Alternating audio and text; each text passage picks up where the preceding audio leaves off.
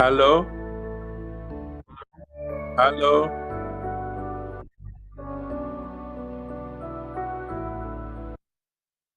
Hello? Hello? Yes, Dr. Reddy. Hello, Dr. Menon. Good morning.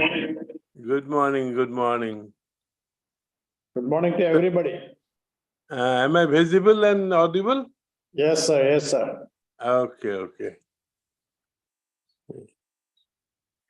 ठीक है. You are audible but not visible. He is visible here. I don't know. Video. Uh, Some doctor video.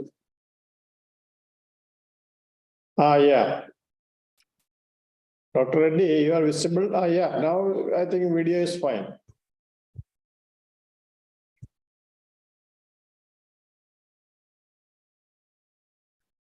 Tyagi sir, good morning. Good morning, Alice Franklin, sir.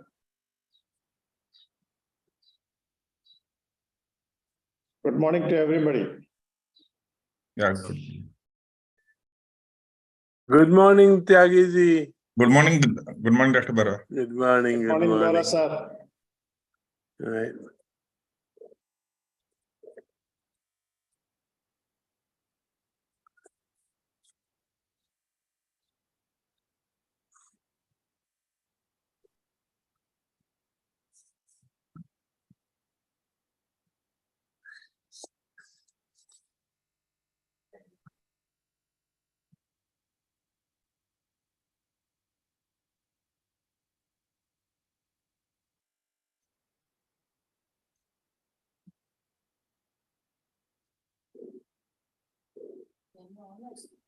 Hmm.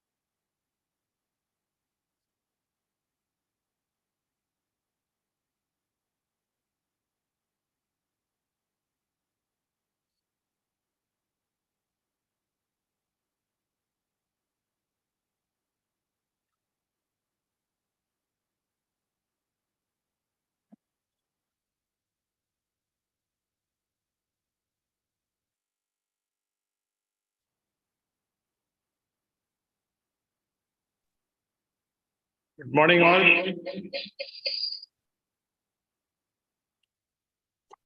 Chairman, sir. Bora, sir. Yes, Our beloved National President, Dr. Sharada Agarwal will join. He is actually. I'm not hearing you properly. Sir, you are very much audible, sir. The volume is very low. So National President will join immediately. He is at the airport. He is actually flying to Assam, I think. So he will be joining now. I think then we will start straight away. Okay, sir. Could you hear me? Could you hear me, sir? Yes, yes, you are audible. Chairman, sir, did you hear me? Yes, I'm here. Can you see me and hear me? I can. National President will join now. Okay. So then we'll start because he's at the airport. He's flying to Assam, I think. So we have to make it fast as soon as he joins. Okay, sir. But your volume, voice is coming very low. I think you have to adjust your volume, sir. We are hearing it normally. But everyone else is hearing me. Yeah, both of you are audible to us, sir. Yes, sir.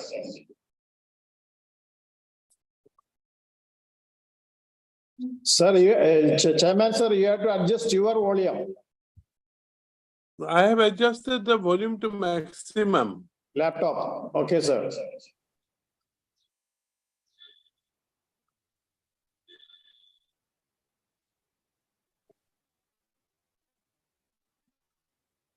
Good morning, Ashokan, sir.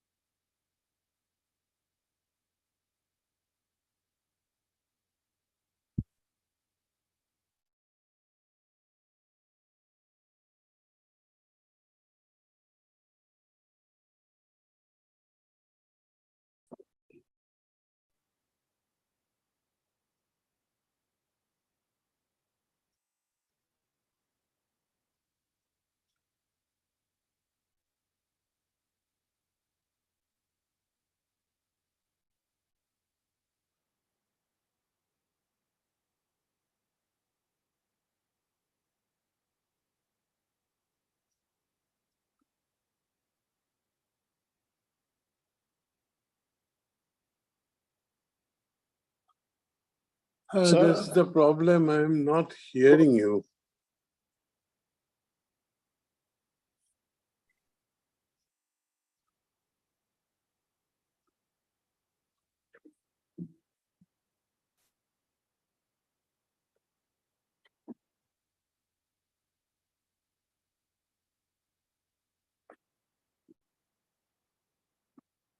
Hello. In fact, National President could not actually log in. He said he will talk over the phone. So kindly listen to him.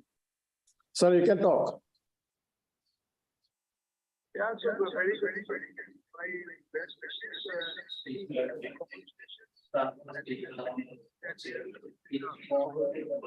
On the speaker. On speaker. they will benefit and the people will benefited by this. The participant will benefited by the topic, and we will keep on doing all these meetings on regular basis. I congratulate Dr. Bora, Dr. Menon for taking up and spreading up the occasion. My best wishes. I am boarding at Dibrugarh, so the connectivity is not good. So I wanted to join. I am not able to join. My best wishes. All the best. Long live IMA. Thank you very much. Thank you, sir.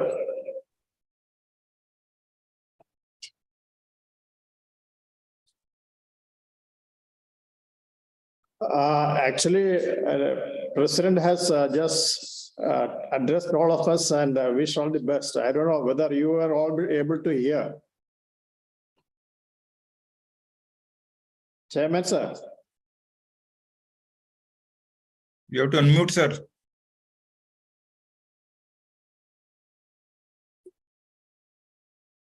Chairman, sir. Yes, Yeah, I think we can start the meeting. President already just talked to us. I don't know whether we could hear. I just hear the last part of it. Yeah, he is catching his flight, so he will not be back right now. Right.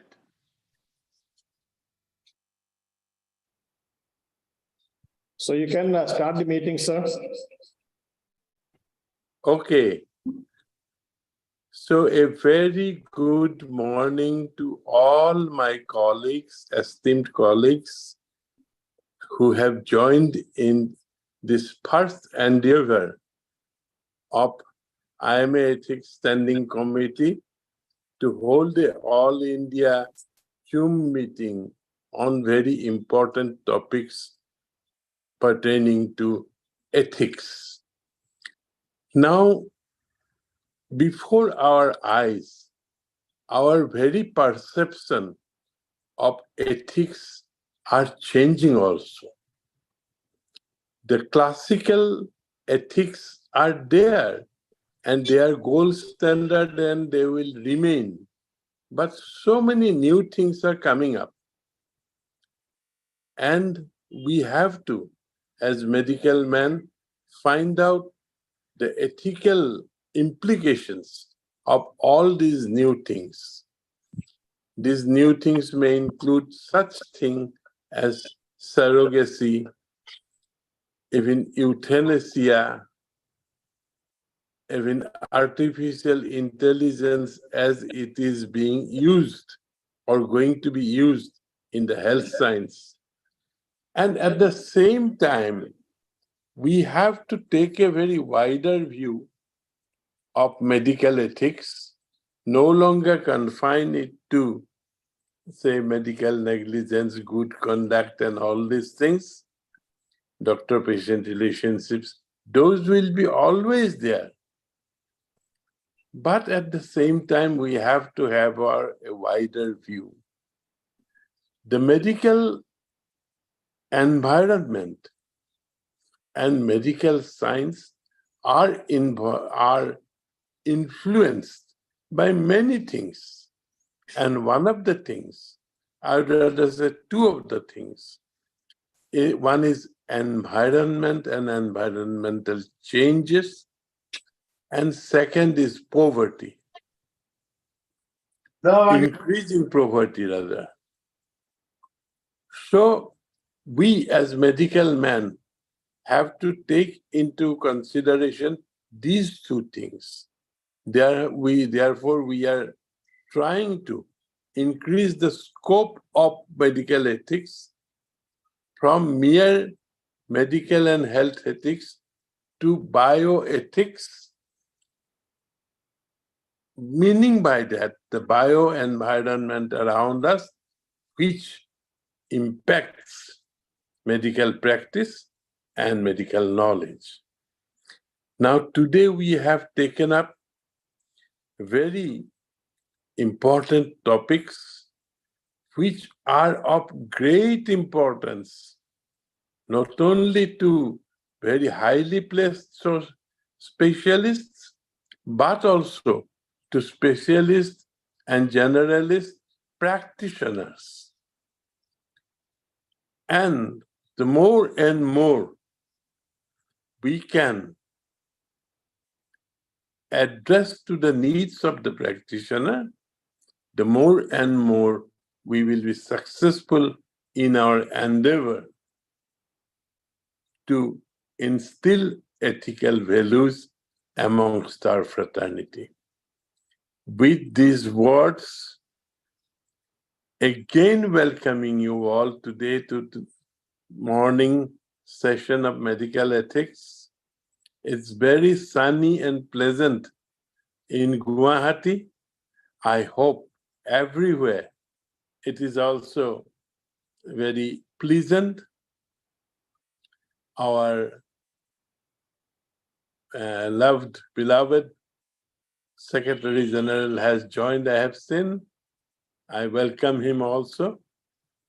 And with these words, let us start today's proceeding.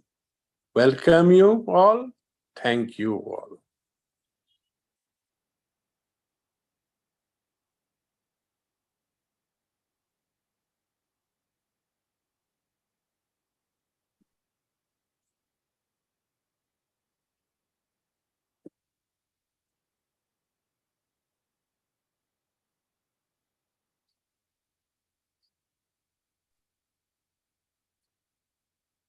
Sir, you can proceed as per the agenda item, sir.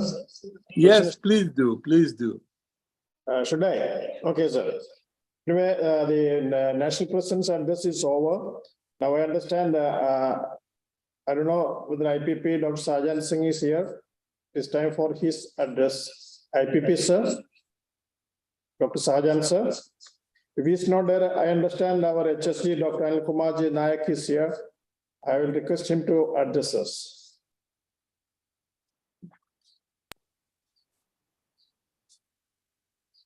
Anil Kumar, sir. HSD, please.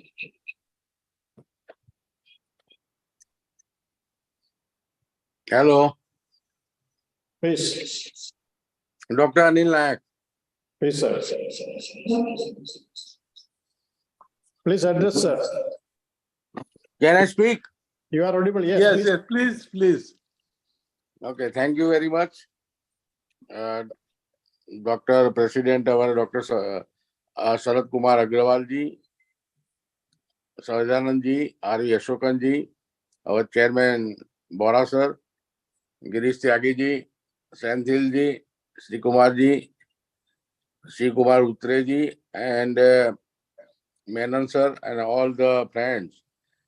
Thank you for organizing such a nice CME on virtual mode by our chairman and all the member of the committee. Today, all you have already given the important subjects regarding the ethics and law. I wish more and more people from all over the country will join us and they will enjoy today's feast of ethics and law, because everybody knows that during our study in undergraduate and graduate, we are learning the lesson of medical fraternity only, medical subject only. But we are not able to learn what is the ethics, what is the law. So, because of lack of the knowledge, we are very, very much afraid of when we got any legal notice or anything else. We will afraid. And particularly doctors, as I have a wide experience in Gujarat, somebody served the notice, they will frighten. And they come to us, sir, notice has been served, what to do, what to do. And we are also running PPS scheme and everything. But knowledge of the law and ethics is important. That is why such type of CME, and I request all the chairman and the committee member of the ethics, kindly continue one CME per month. So it will be a good for the persons and members of the IMA, that they may get good knowledge from the expert of medical fraternity. Third and important thing, in Gujarat, our IMA Gujarat State Branch have started a 1 year virtual mode online law course, diploma in law, especially for medical people. And we have a condition that only MBBS and member of the IMA can register themselves as a student in a diploma in law in one of the best university of the nation, Gujarat National Law University, which is established by our Prime Minister when he was Chief Minister of Gujarat. And the university itself is a big name, and they are collaborating with IMA Gujarat State Bank. And I am happy to announce this. First where they have planned to start 30 students per year, but we have more than 68 application, and we have accommodated only 62 because 6 members were not member of the IMA. So we have denied the admission. First become the member of IMA, then you will get the admission in the diploma course.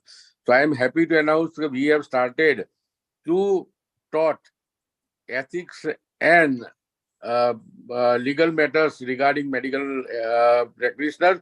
So more and more people from next year join this type of course, and they will increase their knowledge, in particular law and ethics. Shortly, I thanks to all the organizing committee, our president-elect, Dr. Ashokan sir. He had a wide knowledge of ethics. He know better than everybody. So I request him, he kindly give good fees to the all the members who are going to attend this, and wish you happy Sunday, because Sunday morning is busy, everybody is busy. Although more than 100 members are already joined, 125 members have already joined. I wish we have to increase up to 1,000 members will join such type of ethics virtual meeting.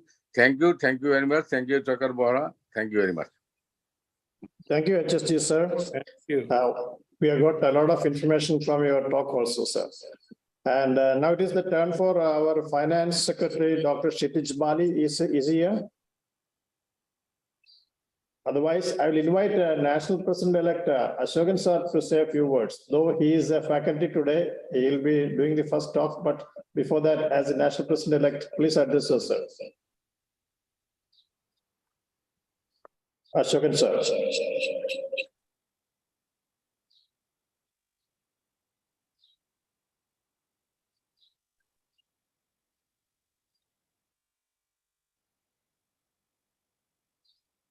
I think Ashokan sir is muted.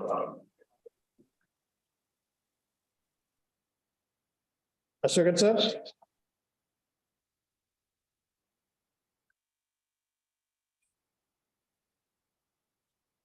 Okay, then let me go to vote of thanks proper, that is by the convener, that's myself. Respected National President, IPP, HSG, Finance Secretary, National President-elect, or Chairman, members of the National Standing Committee on Ethics. 1 minute. Ashokan has joined. Ashokan sir? I was always there. Are you able to hear me? No, now we can hear, sir, please. I was always there from the beginning. But anyway, it's a great pleasure that the National Ethics Committee is working full stream in the first 3 months. I think the topics that you have chosen for today are excellent. The National President is in the easternmost corner of the country in Dibrugarh. And the Finance Secretary is... So the burden of presidential is weighing on the president. We have to give him that respite because of this continuous work. But it's so exhilarating that a person of the stature of Dr. Bora, he has been the Ethics Committee Chairman of Erstwhile Medical Council of India. So we have the best of minds, and Dr. Menon, you have done adequate work to occupy this national stay in convenership. And the faculty that you have assembled today, I am sure it will be a treat to everyone. I wish the function all the best. Thank you, sir. Thank you very much. So now let me go on to vote of thanks as I had partly begun. So once again, respected leaders and delegates, esteemed delegates, very good morning to you all. Our team led by Chairman Dr. Dhrupad Bora has carefully chosen the topics and apt speakers for today's webinar. The National President Sharad Agarwal sir has been a great inspiration for us, and he was with us, but he's on a flight right now to Dibrugarh, as mentioned.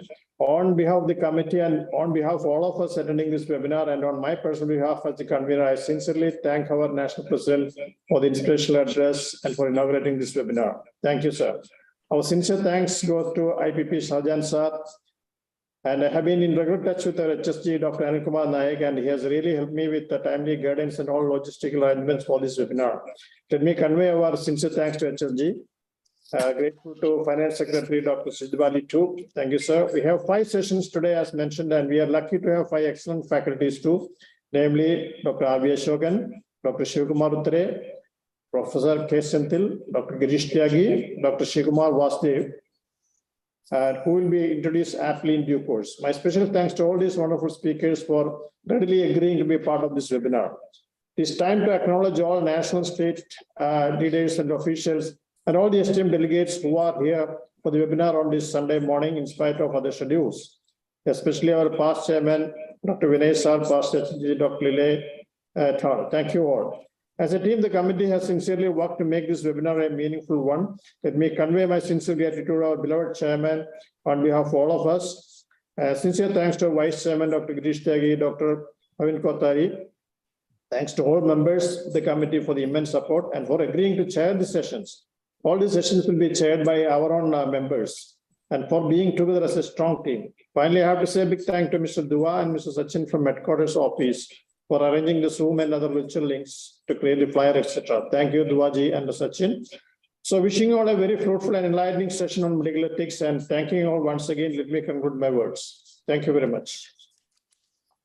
I think it is time to start the webinar. I will invite our, the first session is by Dr. R.V. Ashokan sir on privacy laws and privacy violations in health in India.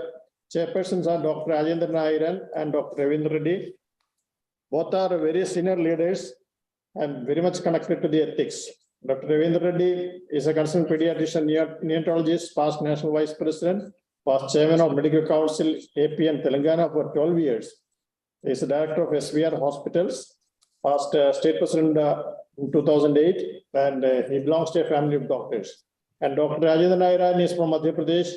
He is one of my very close friend and leader in the ethics committee. And in other side also. He is an elected member of Medical Council of India since February 2015 from Madhya Pradesh. Member of the Ethics Committee, Medical Council of India from 2015 to 18. National Senior Vice President, IMHQ in 17-18. Advisor, Madhya Pradesh Medical Council. Past Chairman, IMA Standing Committee for Ethics. Past Vice Chairman, IMA Committee for NTB. So I invite the chairpersons to take over this session. Thank you.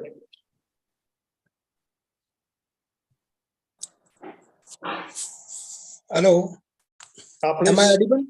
Yes. Yeah, you are. Yeah, You are, good Aidan? morning. Yeah, good morning, sir.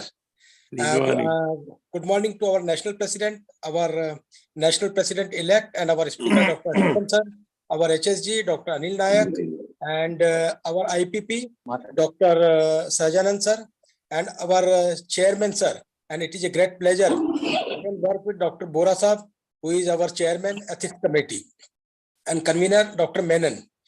Definitely, it is a very changing ethics, as the Dr. Bora Saab have told, that initially we were having the ethics where the medical practice was doctor-centered, and now it is the autonomy of the patient and the patient-centered medical practice is. So the ethics is changing, and when the technology is changing, there are so many agencies involving in the treatment. Initially, it was only the doctor and patient. The treatment was in between these two. So the privacy and confidentiality was very limited.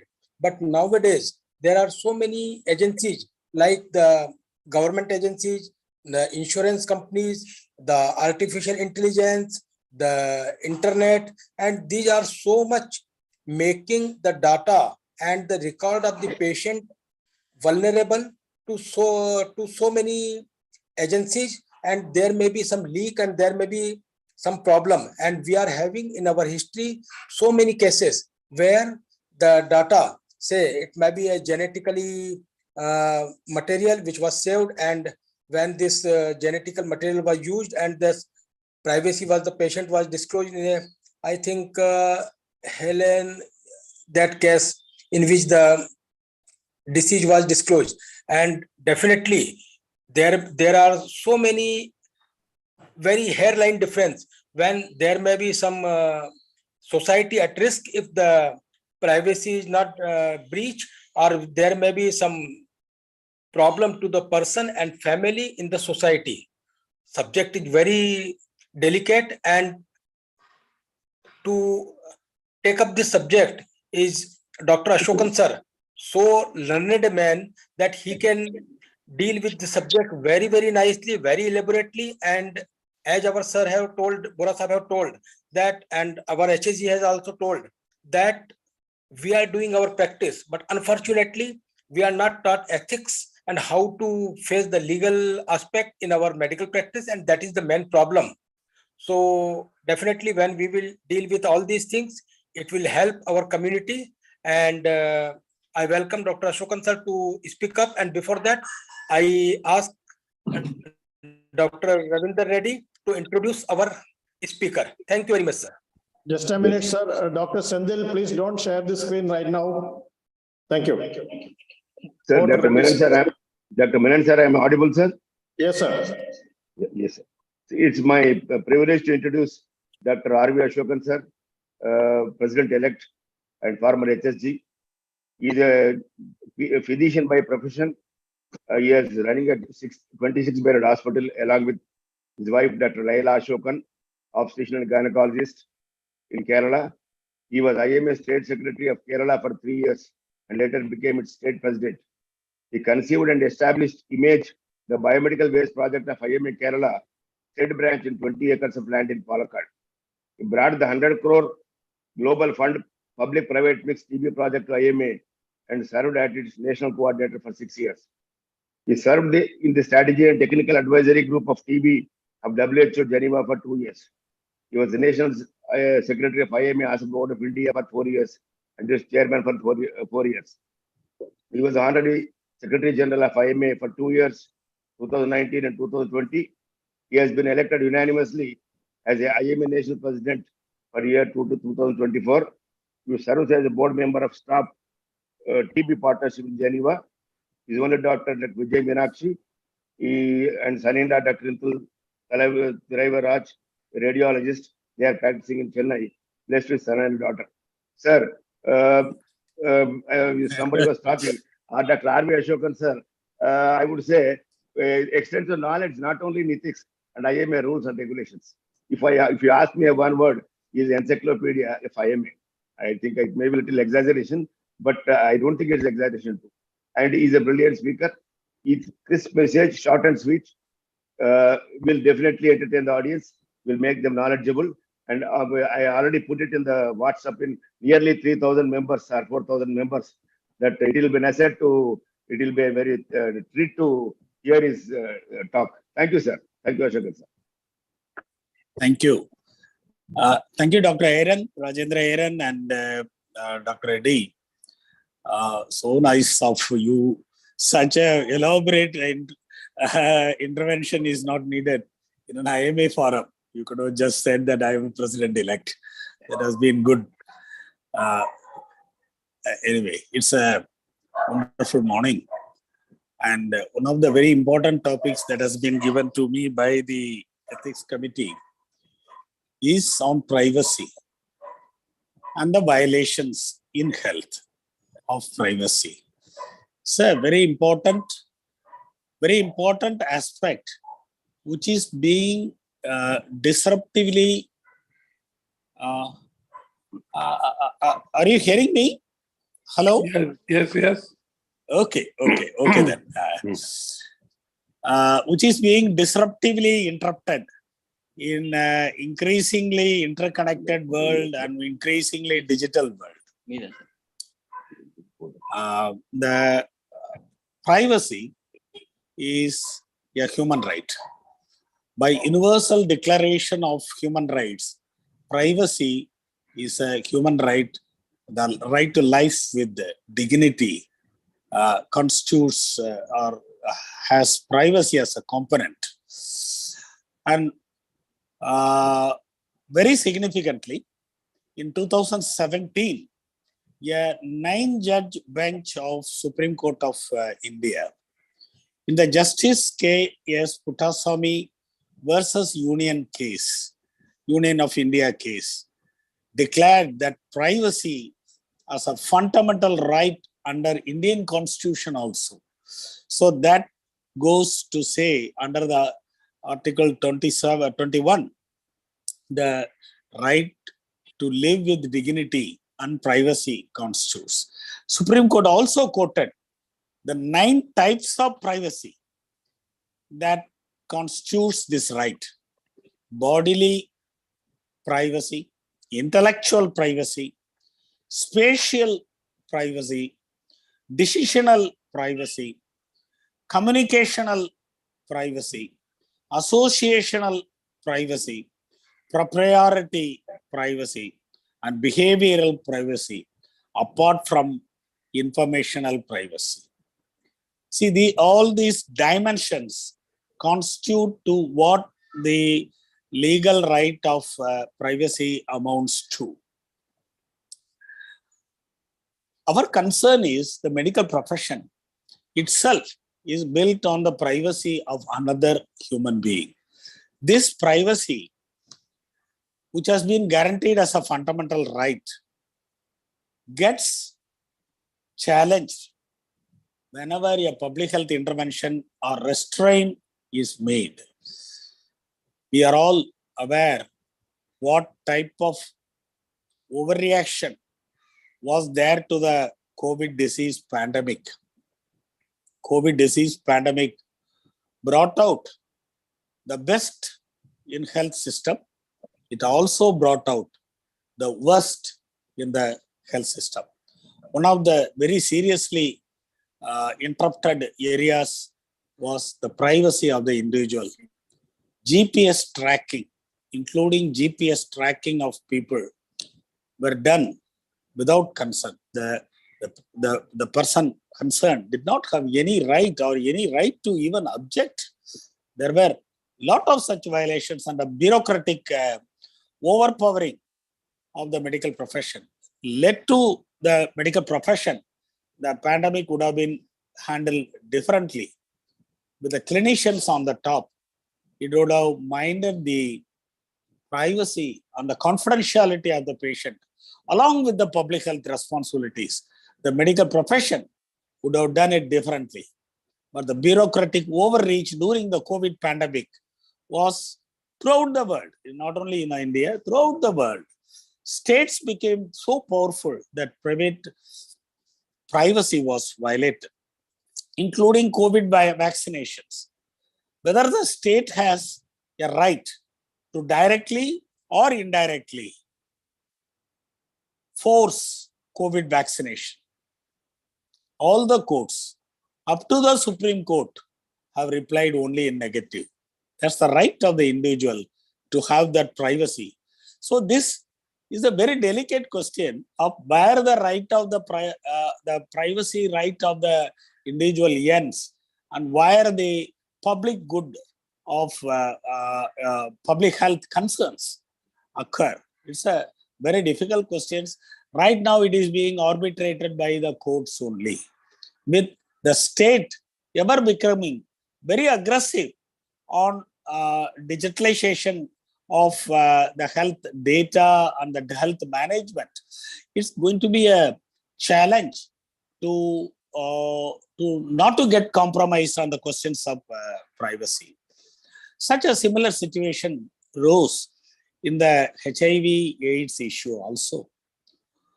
How much privacy could be given to a partner if he doesn't want to share that information with the partner when it violates the health of another individual? So that a law had to be enacted. HIV/AIDS Prevention and Control Act legitimizes that intervention of that disruption of privacy between the partners, that the partner has to be informed for legitimate reasons. The abortion laws of India are the best in the world, giving that right of body to the woman. The Medical Termination MTP Act, along with its recent amendments, is one of the most progressive laws in the whole of the world. And it very clearly says at the end of the day in the rules that the confidentiality of the patient will not be compromised. She will be reported to the DMO of the district only in a number. Even in the institution, you need to keep the details of the patient, identity of the patient completely locked only with the provider or the doctor concerned. And even the head of the institution will be given only numbers. They will not be given data of the patient.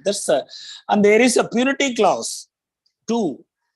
If the doctor violates this confidentiality, the doctor is punishable. That is the extent to which the law goes to protect the privacy of the patient. And interestingly, in cases of POXO, in the name of child abuse, the same privacy of the patient is violated the moment the victim arrives in a doctor's chamber for help. The data has to be shared with the police. Even if there is a delay, doctors are hauled or have even been punished for 6 months in jail in Maharashtra for not disclosing the data. And a conflict between the MTP Act and the POXO Act was solved by a recent judgment of the Supreme Court. But a relief to the medical practitioners in this very, very important issue of the confidentiality of the patient is yet to come under POXO Act.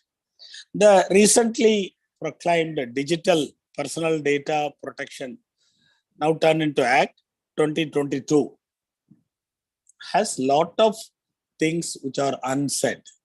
For Indian Medical Association believes that health data are so sacrosanct that we should have a separate law. We should have a separate law for health data. It cannot come under Digital Personal Data Protection Bill of 2022. It cannot come because the safety, the consent, they are all not adequate to protect the health data of an individual. And Indian Medical Association has expressed this view. And again, there is a very big gap in Digital Personal Data Protection Act of 2022, in that the government and the government institutions are exempt from the Digital Personal Data Protection Act. In that's for a particular reason. I will come to it a bit later. But that's not adequate. That state surveillance of health data is unacceptable. We may enter a digital era, but that doesn't allow us to violate the privacy of the individual and make the data available across the all barriers.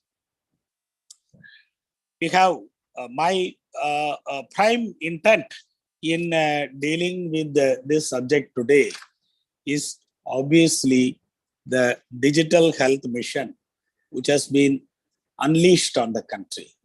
Indian Medical Association has expressed its objections over this particular executive overreach. Now it comes as Ayushman Bharat Digital Health Mission. There are very serious challenges in Ayushman Bharat Digital Health ADHM for the medical profession. It's for the medical profession to stand up and point out the gaps and protect the rights of the privacy of the patient. Because what is happening in ADHM may not be understood even by doctors. It's not certainly not understood by an not so empowered patient in a rural area. It's for us to stand up for the patient, protect their rights, and say that this is not done. And one for me, I fail to understand whose need is interoperability of data across the state borders in a national level. It is whose needs? Is it the need of the patient? Is it the need of the patient that his data should be available when he goes from Manipur to Kerala, that it should be available in a Kerala health center? Is it his need? What percentage of our patients cross their districts for healthcare? At the most, a person can go to the nearest taluk headquarters hospital. or the district hospital, or at the most to be the nearest medical college. What percentage of our people are migrants? And do they need, do we need such a scheme with such aggressive posturing and intent to reach out to the every corner of this country? Is it correct to ask for the data? Whose need it is? Is it the need of the medical profession? Is it the need of the hospitals? Is it the need of the patient? It's not nobody's needs. It's business. It's about business. It's about data business. It's not about health. It cannot be supported. It's not the view of Indian Medical Association. And the fraternity is not at all happy with what is happening with ADHM. First of all, even the parliament does not have the legislative competency, because hospitals, dispensaries come under the entry 6, list 2, under 7th schedule, which is under the state subjects. Parliament cannot enact a national law and cannot bring out a national program like this. And it's based on a lack of legitimacy legally, ADHM. So there is a gap. There is a gap. There is a privacy gap.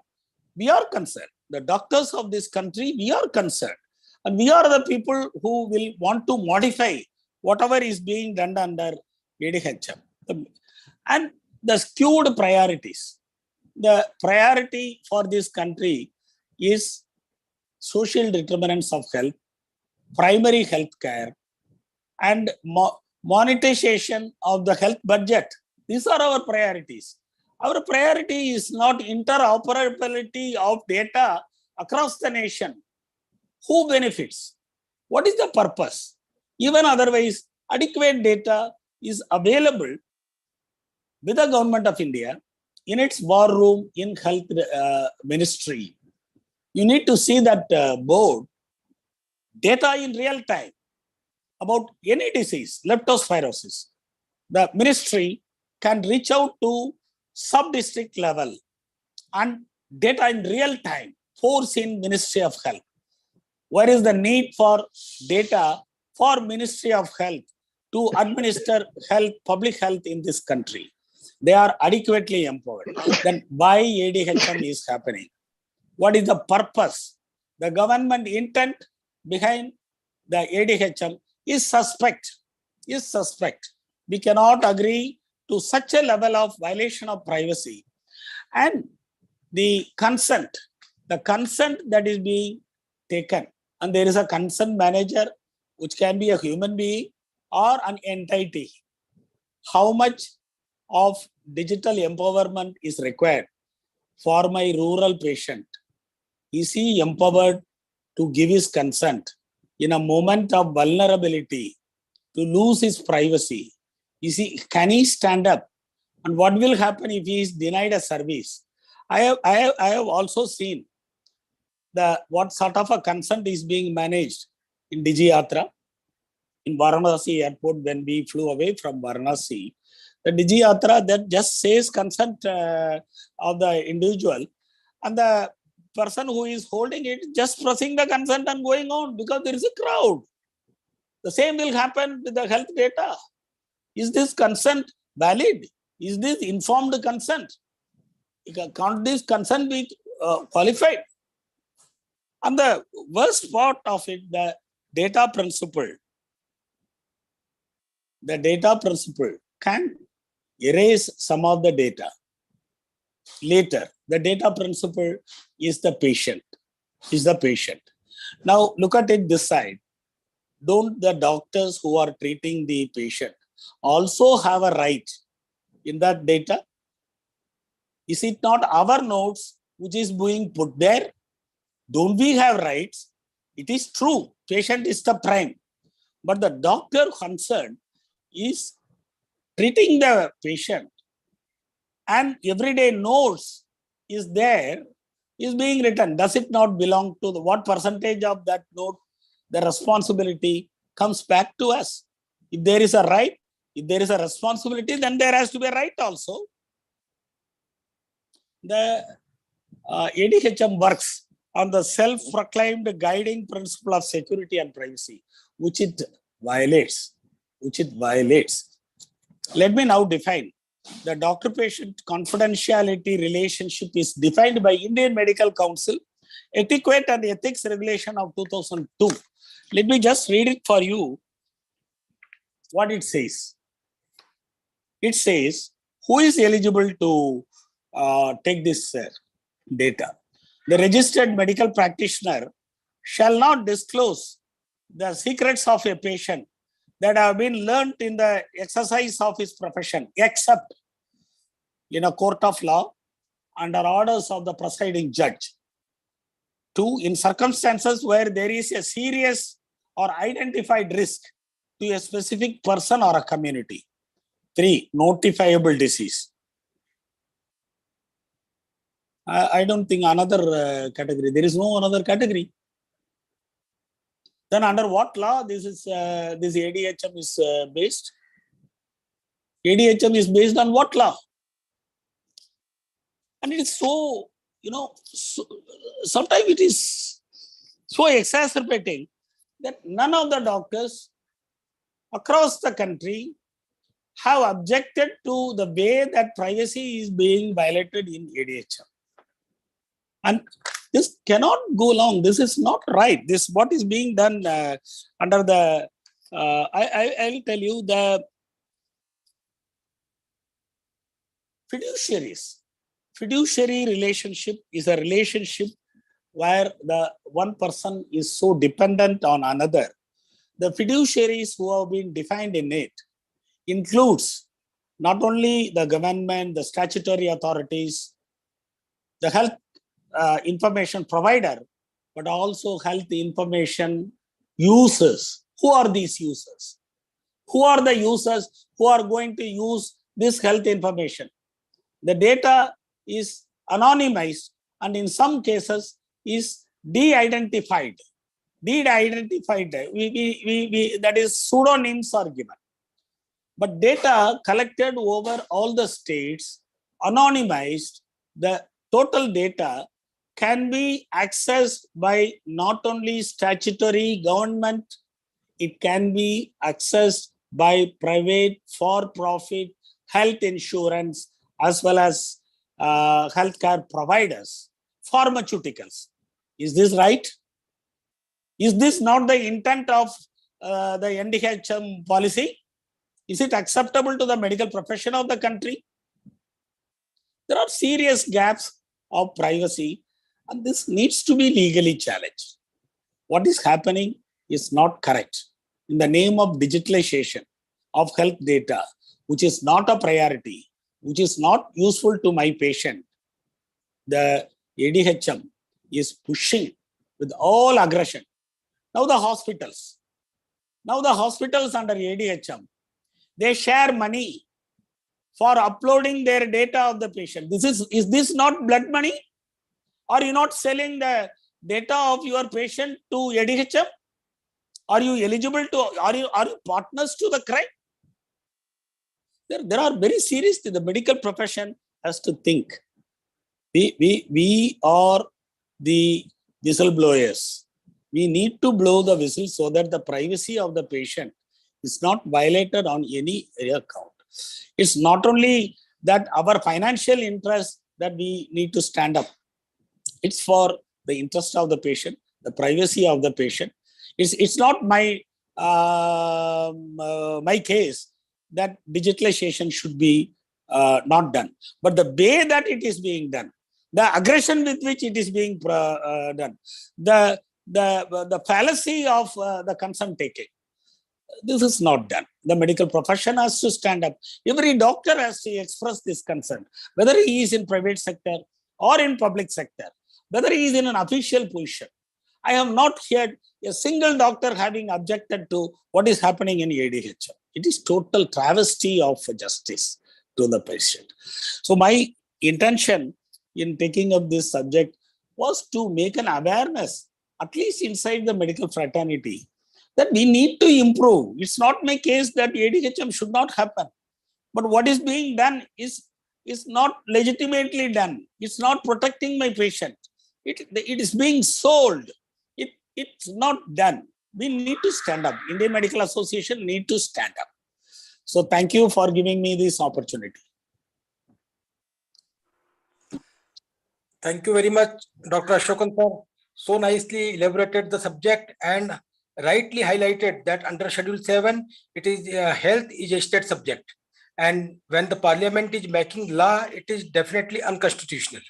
And we are taken a ride by politicians and bureaucrats for not standing up and challenging their illegal decisions. Definitely, sir. I think that in policy making and in such a widespread affecting laws, there should be some role of IMA. And I hope that our national president, our president-elect Dr. Ashokan sir, and our HSG, Dr. Anil Nayak, are very much competent, and our very much knowledgeable Dr. Bora Saab are right person to raise all this subject in the court of law. And I think we can get some favorable decision. And definitely, sir, as just in Rajasthan, what RTH bill was put, and when they withdraw it, what Ashok Gehlot has said publicly, that I have not read this RTH bill. I was not aware of this. And as the bureaucrat have told me, I implemented it, and so. You know, what they are doing? They're not knowing the subject and taken ride by these pharmaceutical companies, these insurance companies, and these data selling companies. We have seen so much penalty on these multinational company, this Google and all these sites in Western world for selling our private data. So definitely we can take a direction from Supreme Court if, sir, you can raise this voice. And thank you very much, sir, for such a nice elaborate talk. Thank you very much, sir. Thank you, sir. Definitely. Thank you, Dr. Iran and Dr. Reddy for chairing the session. This was actually the right and appropriate start for our webinar by the fantastic orator and speaker, our own National President Dr. Ashokan sir. Thank you, sir, very much. Now we will proceed to the next session, that is by Professor Dr. K. Senthil. He will talk to us on medical certificates, legal aspects, very highly relevant for the time. And the chairpersons will be Dr. Bhavin Kothari and Dr. LVK Murthy.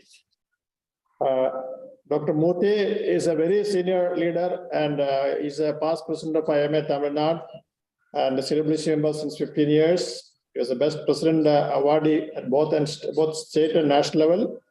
And is a member of National Standing Committee on Medical Ethics since the last 4 years.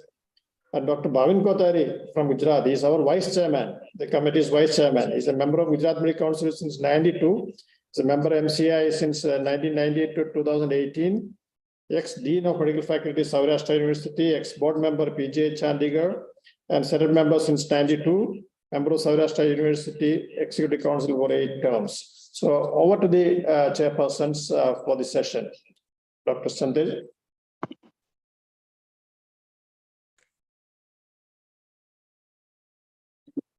I think Dr. Murthy and Dr. Bhavin Kothari may take over. Yeah, we are here. Thank you very much, Dr. Menanji. May I request my co-chairperson to introduce the topic, sir, please. Dr. Bhavin Kothari, sir. Yeah, good morning all. Am I audible? Yes, sir. Yeah. Good Very morning much, all esteemed colleagues. I am a national president, Dr. Sarad Agarwal, Secretary General, Dr. Anil Nayak, our Ethics Committee Chairman, Dr. Bora Sahib, and Dr. Menon sir, and the previous speaker, Ashokan sir, the speaker of the medical certificates, legal aspect, Dr. K. Senthil, and my colleague co-chairperson, Dr. LVK Murthy. Good morning, all. This is a very important subject in day-to-day practice. As Dr. Anil Nayak mentioned, this is not taught in our medical syllabus, and it is very difficult. We don't know what to write, what not to write, and what are the legal aspects and what are the legal consequences. So this is an important subject, and with this, I request Dr. LVK Murthy sir to introduce Dr. Senthil. Over to Dr. SVK LVK Thank you. Murthy sir. Thank you, thank you very much, Dr. Kothari, for nice introduction to our topic. Respected, esteemed IMA.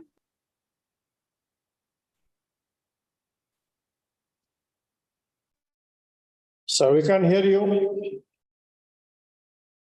Modi sir, we cannot hear you.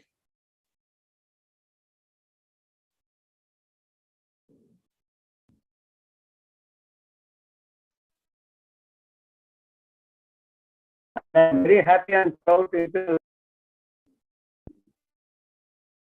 speaker, Professor Dr. Sendh, who has been a very great friend of mine for decades. He is now the Professor of Medicine at the famous Madurai Medical College and the Rajaji Government Hospital. And he has been the President of the Tamil Nadu Government Doctors Association since 2007.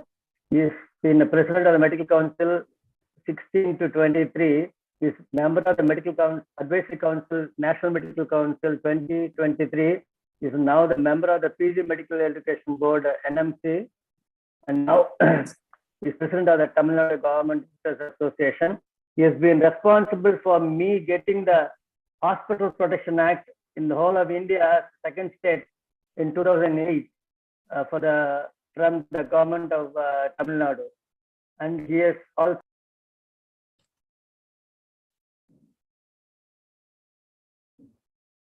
He has got some technical snags. I think, anyway, Dr. Professor Senthil.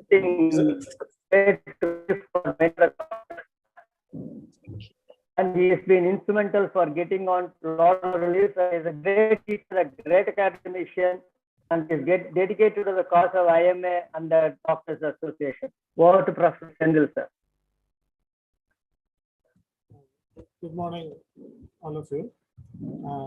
National leaders of IMA and the Ethics Committee Chairman, other organizers, and the chairperson of this program, this speech, and other participants. First of all, as the introducers said, this itself is an important topic. And of course, it's a wide topic, and please permit me to share some of the PowerPoints that I have made for you.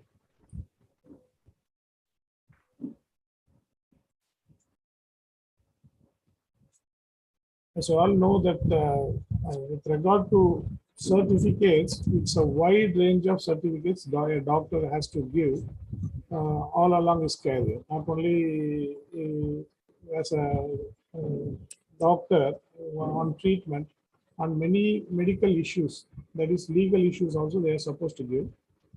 And in such a case, they should know that what all to give and how to give and all that, and forms also.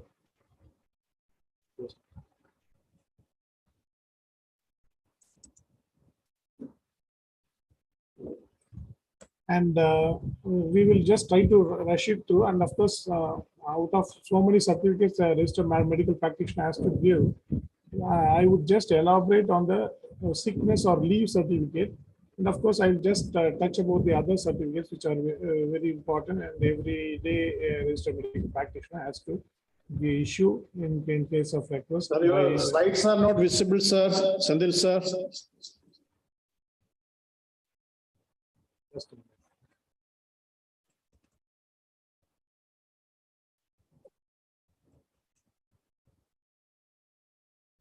Is it visible, sir, now? Not yet.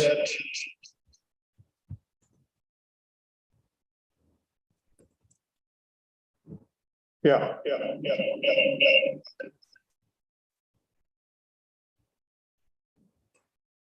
Is it visible now? Yeah, yes, sir. Yes, sir. Yes. Correct. Doctors, you all know that most of the medical certificates have legal value, especially in given situations. And of course, some are directly medical legal certificates like postmortem certificate, wound certificate, and examination certificate wherever necessary, especially in courts. Of course, in certain cases like alleged rape, examination certificate itself, examination, clinical finding and reporting, and in cases of alleged rape, POCSO and child labor amounts to medical legal certificates. Sometimes the illness certificate and disability certificate also may become a legal certificate, especially when there is some disputes with regard to the work, nature of the work, and the properties. Because going through the important certificates, I think these are the some of the list, and it's not a complete list. Still, we have some more list also, but this will cover the major part of it. That is first sickness and leave certificate, and the next common is age certificate, death certificate, life certificate, and physical fitness, physical disability certificate, and of course the other certificate. And I'll just brief on certain certificates which are very important. And first is about the leave and sickness certificate. The commonest certificate every registered medical practitioner, let him be in his private practice or in government service, he will be expected to give a sickness certificate for availing leave. It can be a leave from work, or it can be a leave from educational institutions. But one thing we have to remember is many a times a person comes to us and asks for leave to avail, ask for leave or certificate to avail some leave from the institution, maybe education institution or from the workplaces without any illness. So, and many doctors have the habit of giving it, and such things should never occur. See, it's an important certificate. Anything can happen. It can be grossly misused.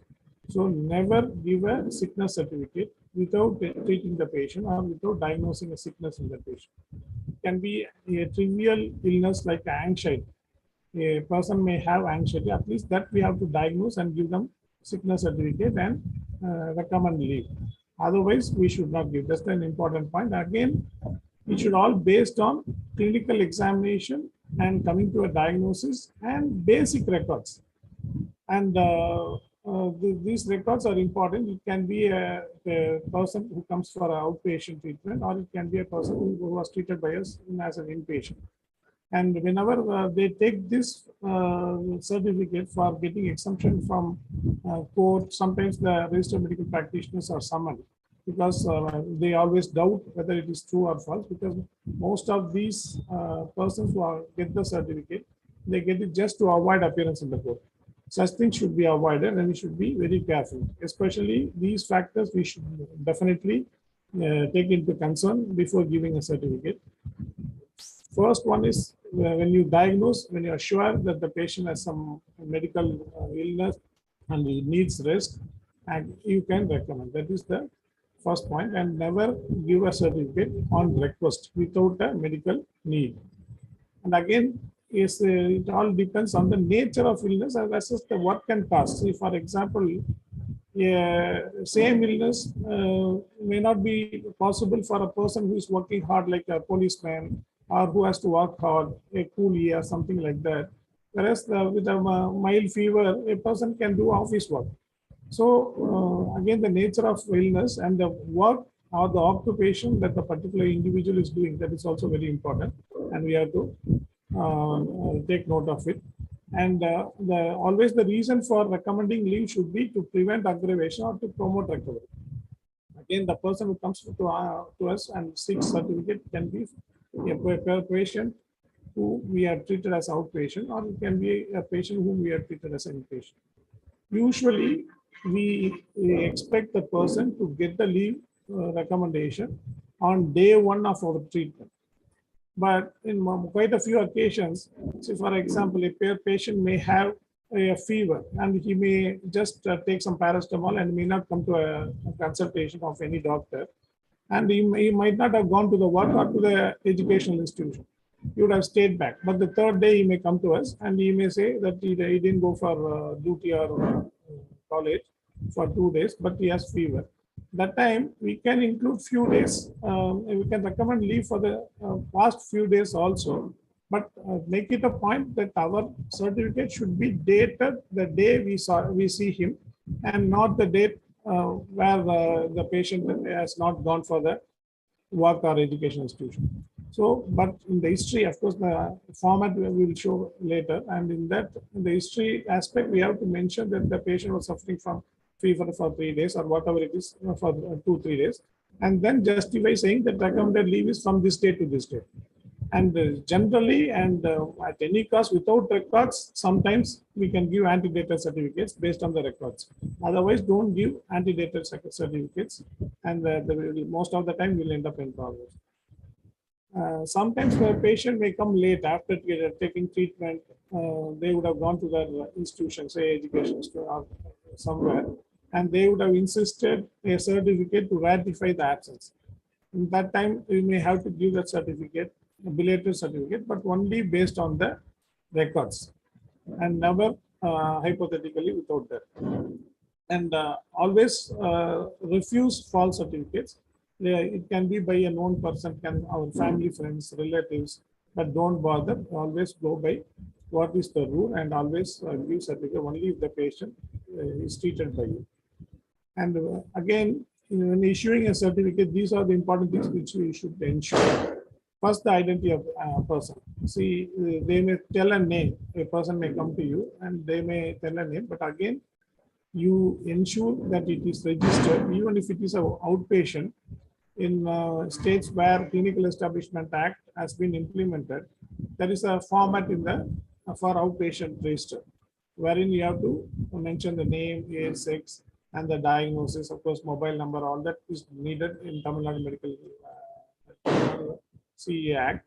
Whereas in other states, go by that. In case CA Act is not implemented, the basic requirement of details of outpatient is patient's name, age, and brief address, that is the place from where he comes, and mobile number, and the diagnosis. This we are supposed to maintain, and we have to ensure that it is there in that register. He may say that I have come to you some last week. Please check up the register and go by that, and never go by the words of the individual. The next one is the format. Always use a prescribed format given by the state or MCA. The MCA website also has a format which has been suggested, and it is to be followed by all the doctors. Never go by, don't give it in writing in your letter pad, of course, without the proper entries or details in that. And always maintain these records. That is a certificate register. Better you maintain a copy of the certificate or a counter file of the certificate. Whatever certificate you give, maintain a counter file or a Xerox copy of that. That is very important, because at least you should maintain that for 5 years. Though when NMC and MCA says it's 3 years, the respective state CE Act may insist on certain medical records to be maintained for 5 years. Go by what is relevant in your state.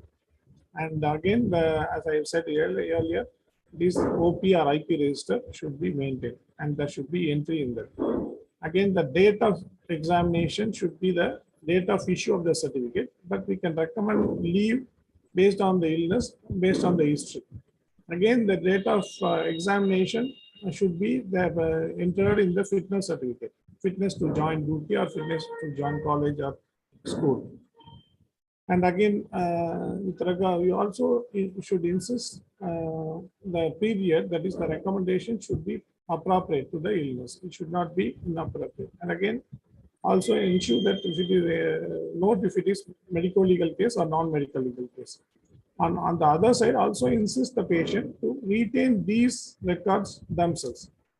For example, if for future inquiry, these are all the things required. That is OP tickets, medical bills, discharge summaries, investigation reports. All that are to be will be with the patient. And whenever they seek certificate, ask them to maintain all those things. And when you say sickness certificate, it includes extension of leave, commutation of leave, and of course, once the patient has recovered from the illness, fitness to join duty. And again, the fitness can be of two types. It can be a partial fitness or a complete fitness. Complete fitness is you can just do the same work and continue his work in certain illness. Sometimes he may be fit to join duty, but he may have some restrictions in working, say avoidance of certain weightlifting, bending, or something like that in such occupations. That we may have to certify, but we can certify fit to join duty with restrictions. And again, disability and restricted certificate, activity certificate also may be related with the sickness certificate. And again, how will you recommend leave? Again, empirically, you cannot recommend leave on demand. Whenever the patient comes to you and asks for 15 days leave, you should not give, and you should give only based on the diagnosis. So it can be a definitive diagnosis made on the first day of examination.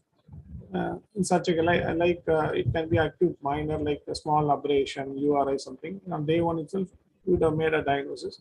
And certain major illness, acute coronary syndromes, fractures, CVA, stroke, all that. Day one itself, we would have investigated as an inpatient, and definitely we would have diagnosed.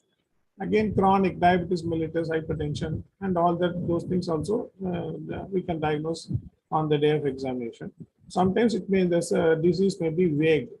And in such a case, it can be a headache, it can be abdominal pain, it can be a minor symptom, or it can be an operation, injury, a hematoma, external hematoma, which we may not be sure if there is a aggravation, because there is an infection. And whenever you are not able to make diagnosis, again, we can recommend leave, but again, it depends on the diseases and the differential diagnosis.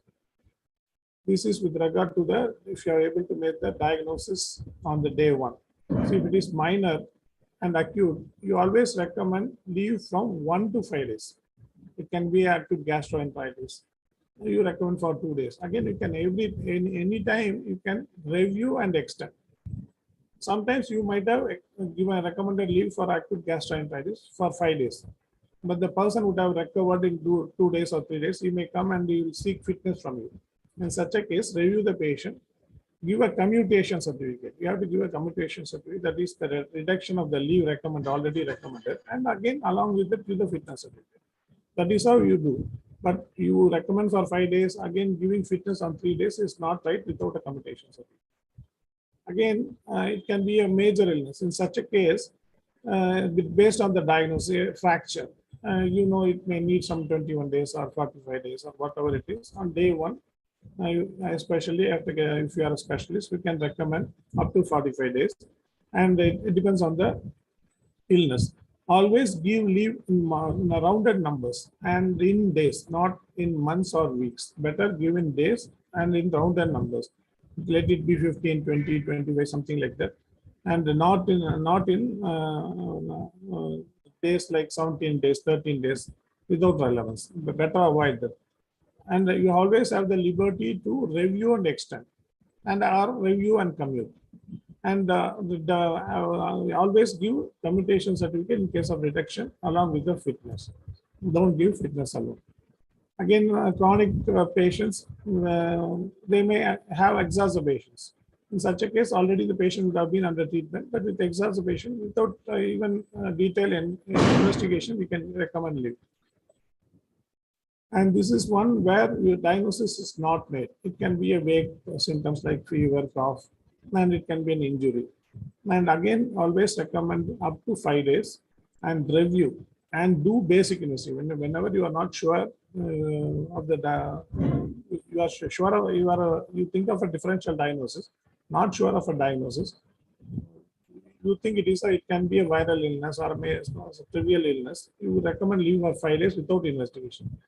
On 5th day, better review the patient, advise investigations, and based on the basic investigation, you can extend again in rounded days. And in case you diagnose a serious illness, it needs a surgery, you can even recommend a month's time or 20 days time. But again, it should be supported by a investigation. It can be a positive investigation, it can be a ruling out the major illness, it can be a negative investigation like low backache and sciatica, something like that, where you don't expect any findings. And it can be again major illness, always do that. in certain cases, we recommend long periods of leave, even from 60 days to 180 days. Usually, in the present situation, which is better, we avoid that, avoid giving more than 60 days. Always we can review and extend, but a single shot. But government, especially in Tamil Nadu and certain other governments, they permit leave up to 180 days for certain illness like tuberculosis, leprosy, psychiatric illness, or it can be a deformity after injury or a surgery, and cancers, chronic illnesses like kidney disease, liver disease, etc. In those cases, we can always give a long periods of leave, it's supported by the investigations and other things. And again, in these conditions also, you can give long periods of leave, like coma, meningoencephalitis, and sequelae, where the patient may not be oriented or not recovered. He may be still disoriented, something like that. And psychiatric illnesses. Again, altered sensorium, metabolic illnesses like CKD or CLD. And this is the common certificate format which is recommended, and always ensure that you get the signature or the left thumb impression of the patient, and write the full name of the patient and the designation and the or address, whatever is required. Try to write it in full. Again, write the identification marks. Identification marks is important. And clinical features. You have to record the duration of illness in particular. And in case if you have done some investigation, again, tick these things and ensure that the investigations are enclosed along with the investigation report. That way, you can always justify your diagnosis and the recommendations.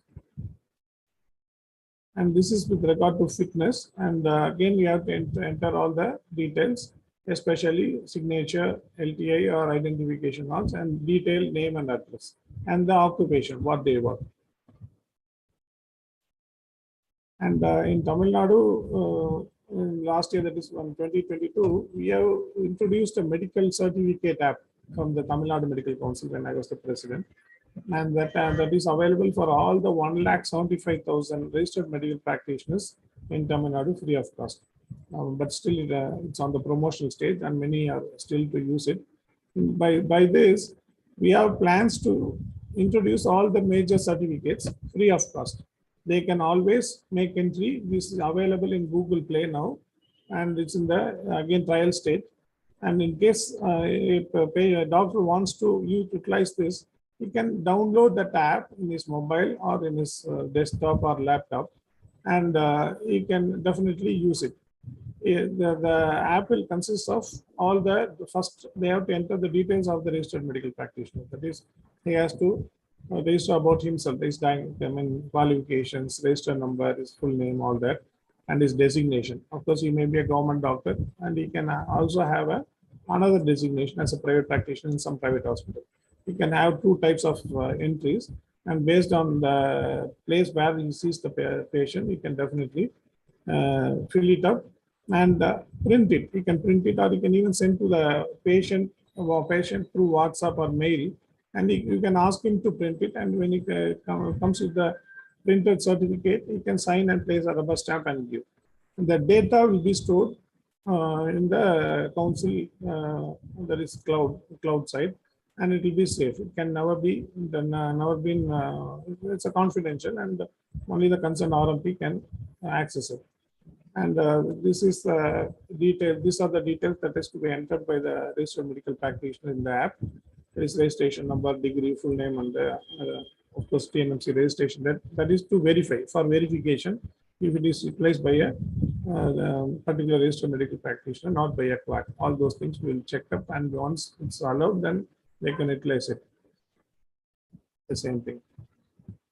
These are some details about the sickness and leave certificate. Next, I think I will talk about death certificate. Again, death certificate is important. Whenever a patient, there are two types of death certificates a doctor has to give. One is when the patient is on treatment with the doctor, that is as an inpatient. And the other one is the patient is on treatment with the doctor as an outpatient. And for various reasons, in spite of treatment, the patient can die. In those two situations or the common situations, the attenders and the patients relatives will come to us to seek death certificate. Again, you should ensure that the following things, in case if you are if you are expected to issue a death certificate, that is the identity of the patient, the cause of death, contributory factors. Be specific about whether it can be other causes other than natural causes like suicide, homicide. In such a case, we can always don't go for a diagnosis. Never mention in case if you are suspicious and you think that it needs investigations. Don't mention the cause of death. Always say the cause of death cannot be accessed and it needs pending investigation. You have to mention that. Many a times doctors, they mention the cause of death. Again, they ask for pending investigation. That time you can say it is a provisional diagnosis, but still there is a suspicious factor, so it needs investigation. And of course, if need be, it has to be made as given only after the PM or police inquiry. Just like that, refuse to give. Inform the police. But of course, in rare situations like pandemic, we can always give because the government has given a liberty to give. And in such a cases, we can give based on the clinical features. And again, these are the situations we have to consider. It can be a first of all, if it is a non-medical legal case, it is a medical legal case. And again, if the patient is brought dead or found dead, it is always a medical legal case.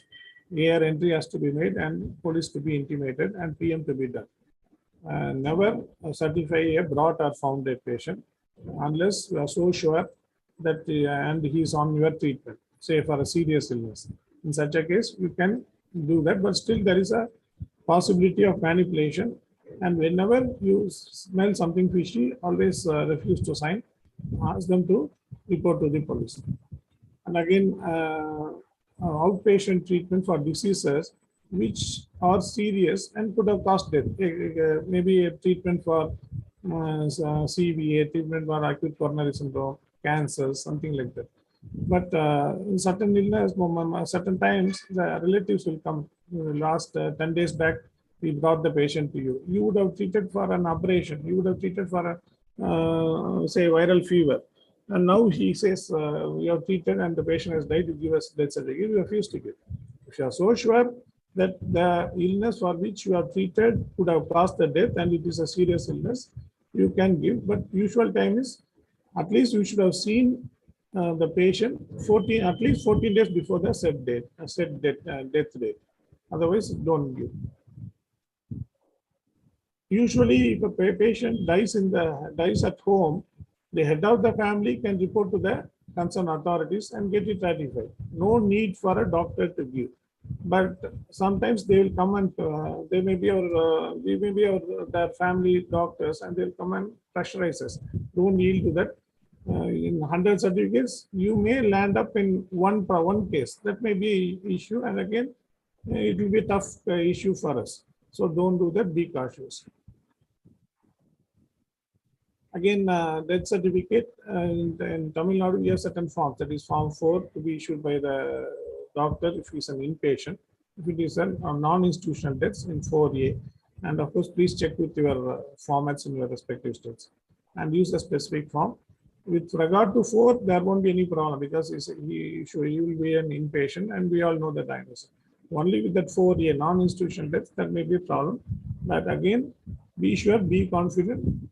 Don't try to help unless without ascertaining the cause and end up in problems. And again, with regard to death certificate, you have to enter the name of the deceased in full. Even better, don't use the initial. And again, you have to enter the age and other things. And all these three: immediate cause of death, antecedent cause of death, underlying cause, and comorbids, all that has to be entered whenever applicable. Don't say cardiac arrest or cardiorespiratory arrest as the cause of death. It can be an ultimate thing, but you try to figure out what was wrong before that. Cardiac arrest or cardiorespiratory arrest cannot be a complete cause of death. And again, rule out accidental or violent death. Whenever you see a patient, see for any external injury and suspicious things. And again, old age is not a cause of death, but again, comorbids, you can add old age. And these are the forms commonly used, so death certifying forms. This is form 4 for inpatients. And almost it will be the same. Only thing is it happened on that hospital and the particular time on that. And again, as you see here, immediate cause, antecedent cause, the underlying conditions, all that. Again, manner of death. When you're suspicious, ask for pending investigation. When you're sure it is suicide, then you can mention suicide. Always go by that. Be guarded. Choose the appropriate word. This is with regard to the non-institutional deaths. Again, it is similar. Ensure that you see the patient and you rule out all the things, and ensure that the patient was suffering, and you cross-check with the records available with the patient and with yourself as an OP or as an inpatient in your hospital, and then declare death. Because the next important certificate is age certificate, and many times the age certificate will be sought by the doctors. Sought from the doctors. See, earlier it was a big issue because the registration of birth and birth was not compulsory. Now, since 2000, I think though the Birth and Death Act of India was passed way back in 1969, most of the states made birth registration compulsory in around year 2000, 1998, somewhere around that area time. And so you see, in case unless warranted, don't give a age certificate, because all the patients or the persons below that, that is around 2023, will have their birth certificate because it's made compulsory. Almost everyone will have that. If they are going to ask a age certificate from you, that itself is they want to mask the original certificate and they want to get another certificate, another age mentioned. So be guarded. And in case if you are going to give, again, you ask for the history, when, where the person was born, ID cards again, try to ascertain if it is original. And again, in case you are going to give under the direction of a court or an authority, that time you have to check all these things. Again, insist on birth certificate, school certificate, municipality documents, all that before filling it up. And unless warranted by a judicial or competent authorities, in cases of child labor, inheritance of property, some civil code, POCSO and sexual offense, don't go for investigations like radiological investigation. For the other things, unless directed by the court, you don't go for investigations radiologically. In other situations, whenever you are made to give, then you give based on clinical appearance. That is again the general height, weight, graying of hair, secondary sexual characters, orchis analysis, something like that, and dental examination. Again, depending on the age of eruption. Again, it cannot be a perfect. You cannot give a perfect age. It can be. It will be always be a range. And this is for the radiological thing. And again, for a person less than 17 years, more than 17 years, a single X-ray of hand with wrist and distal end of forearm of a non-dominant hand is enough. For between 15 and 22, sometimes you may need, in addition to that, we may need a X-ray of medial end of clavicle. Again, be sure that the person is not pregnant. And these are the ossification and the approximate age, and based on which usually this is given by the radiologist, not by the other specialist. Even in such a cases, we are supposed to verify with the other certificates available with the person, like birth certificate or other, etc. And this is the format for age certificate. Always get the identification mark, name in full, signature and MTA. Always identification mark, be elaborate. Say it is 2 centimeter linear scar, something like that. Instead of saying a scar or a black mole, tell the size in millimeters or centimeters, and be specific so that it's not misused by somebody else. And the last certificate I just want to mention is life certificate. Here, the life certificate is insisted commonly by 2 authorities. One is for continuation of the pension, and another is for ensuring if the person, the owner of a property, was given a power of attorney to somebody else, And in such a case, the registrar would like to know that if that owner is alive, only then the power of attorney is valid. For that, these two conditions are the common things that the persons will come to us for getting an age certificate.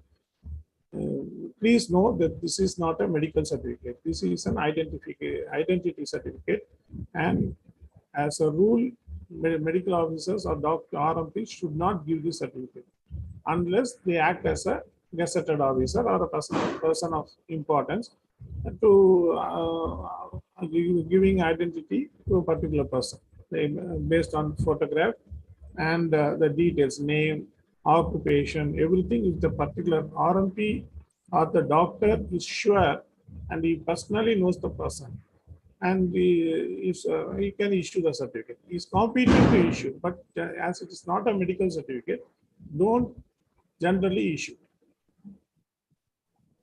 Again, you be sure whenever a registered medical practitioner issues a certificate, they should go by the ID cards. They may bring Aadhaar card, and in the present situation, anyone can make a fake ID card, tampered ID card, and don't go by that, because we are not empowered, or we are not the competent authorities to verify all that. And recently, for pensioners, for extension of pension, the government has authorized the postmen to certify whether the person is alive or not. You know how the postman certifies? They have a biometry and they get the biometry registered of that particular pensioner, and they verify with the Aadhaar. Only based on that, the person gives a positive report. And they never go by the ID card, or even though they know a particular person living there, still they go by the biometric verification of the Aadhaar and then only give. So, especially in many cases in Tamil Nadu Medical Care Council, we see at least 2 cases every month, complaints about registered medical practitioner issued a false certificate to unknown person, and that person is not the owner, and the person with the power of attorney has cheated crores of worth properties, and we will also land up in criminal case. And these are the two formats, one for pension, one for property. There itself, they will specifically say, you know the individual, and this is for extending the pension, and this is for registration of a property. In such a case, gently and firmly refuse, unless you are sure of the identity. You may know the patient, you have seen the person, but you may not know his actual name. You may not know his address. And all that are better in such a case, avoid. Just like contact certificate, if you are very sure of all the details, including the identity, you go for it. Otherwise, please avoid it. And I think I have rushed through most of the certificates. Anyhow, thanks for the opportunity. I hope everyone should be guarded overall. Don't take issuing any certificate lightly. Every certificate by a registered medical practitioner is of medical legal importance. Please use your knowledge and judgment for issuing certificate. Thank you. Thanks for the opportunity.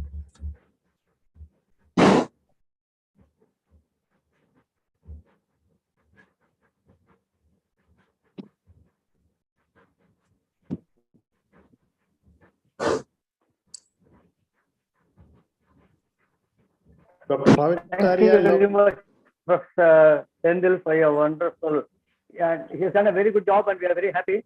You know, the pitfalls to be avoided and how it has to be all given in a particular format. And this has been one of the very useful things, and we are being pressurized by our long-standing family clients and then from political people and all that. Now we know where we stand and how do we do, and then we can always quote that we are advised by an experienced professional. So thank you very much for the information, sir. Thank you very much for agreeing to be our speaker and amidst your busy time. God bless you. Thank you. Thank you, Dr. Sendil, for the wonderful and highly informative session. And thank you, Dr. Bhavin Kothari and Moti sir, for chairing the session. And now I think there is another session which is going again to be highly relevant and informative from the point of registered medical practitioners. We have got Dr. Girish Tyagi, who will be talking to us on medical documentation. Dr. Shivkumar Kumbhal will chair the session and I will join him also. Dr. Shivkumar. Sir, is BA, LLB, LLM, MBA. He has got lot of degrees apart from his anesthesiology post-graduation. He's from Karnataka. He's a consultant anesthesiologist, medical legal advisor, and also chair of UNESCO Bioethics and Human Rights. Sir, you can start the session, sir. Yeah. Tyagi, sir. Yeah. Good morning, Dr. Menon, for making me a co-chair for this very important topic. This is medical documentation, which is a vast subject. Probably we would need a one-day workshop for this. But however, we have with us Dr. Tyagi, who is going to highlight us about the medical documentation and very, very vast subject. And we need to know what exactly constitutes the medical records and record keeping and its privacy, how long to keep, what are the types, what are the MRD, what is the paradox in the medical documentation. Everything is very vast. But we have none other than Dr. Tyagi Girish, who is well known in personality in the IMA state advisor of the national body. He is a registrar come the secretary of the Delhi Medical Council, as the past president of the Delhi Medical Association and the past president of IMA Delhi North Zone, and also a past president of the PCMS alumni. And he has been awarded with the prestigious Lifetime Achievement Award by Delhi Medical Association and also Doctor of the Year Award by IMA headquarters. And he is a recipient of the Global Outreach Healthcare Award in the year 2022. With this, thank you, Dr. Menon. I present Dr. Girish Tyagi to go ahead with the deliberations. Thank you, sir. Yeah.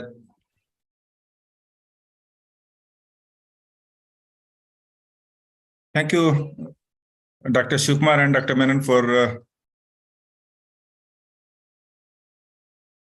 thank you, Dr. Shivkumar and Dr. Menon for the nice introduction. I'll be talking on the medical records and the documentation.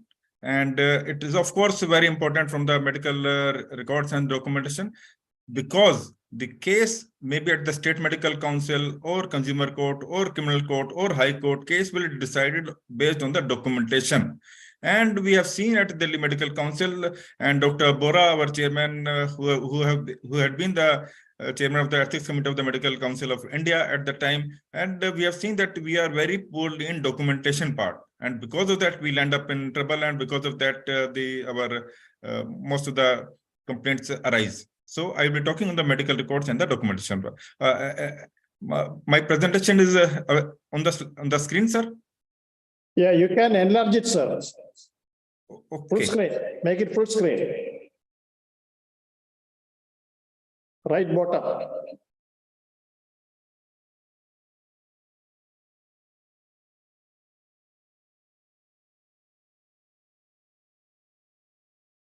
Sir. No. I think Mr. Yogesh should be. Mr. Dua, please share it in full screen. Yes. Yeah. Okay. Thank you, Mr. Yogesh at the IMA headquarters for.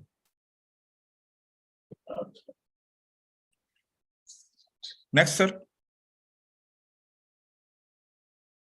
So this is the first slide, which of course I always show in my presentation for avoiding the litigation. For avoiding the litigation, if you follow this 10 to 20% of these things, the litigation against us will be drastically reduced. One is communication, second is documentation, third is communication of documentation, and fourth is documentation of communication. We have to strictly follow to avoid our litigation. And of course, if it has been proved from the various court judgments, if it has not been documented, it is presumed that it has not been done. And sloppy documentation is always equated with the sloppy care. Next thing. So medical records are the legal documents because we have seen that at a number of times that medical certificates or the documents are issued, and with the bottom line is there that these certificate or the medical records are not valid for medical legal purposes. So any document signed by a doctor that is a medical practitioner, whether on a plain piece of paper, whether without a stamp, whether with a stamp, whether on a letterhead, if it reaches any statutory authority, it becomes a legal document. So medical records are legal documents. Second is medical records belong to the patient. Of course, medical records belong to the patient, and institutions are all there just to keep that records. And it is their duty to keep that record in proper shape and proper way. So, however good your memory is, it may not be reliable. Also in the legal context, good patient records are always more valuable than memory. What you write is memorized permanently, and what you don't write is will be questioned forever. Next slide. So medical records, what the medical records should document? Medical records should document the progress of patient care, how the patient is progressing, and recording all decisions, whatever the decisions that you're taking in that from the patient care point of view, it should be documenting in the medical records, and evidence on which those decisions are taken, whether on the biopsy report or on the something, it should be documented in the medical records. The quality of the medical records is a direct reflection of the quality of medical practice. If the to achieve and maintain a high standard of medical practice, proper medical documentation is essential. That is always required.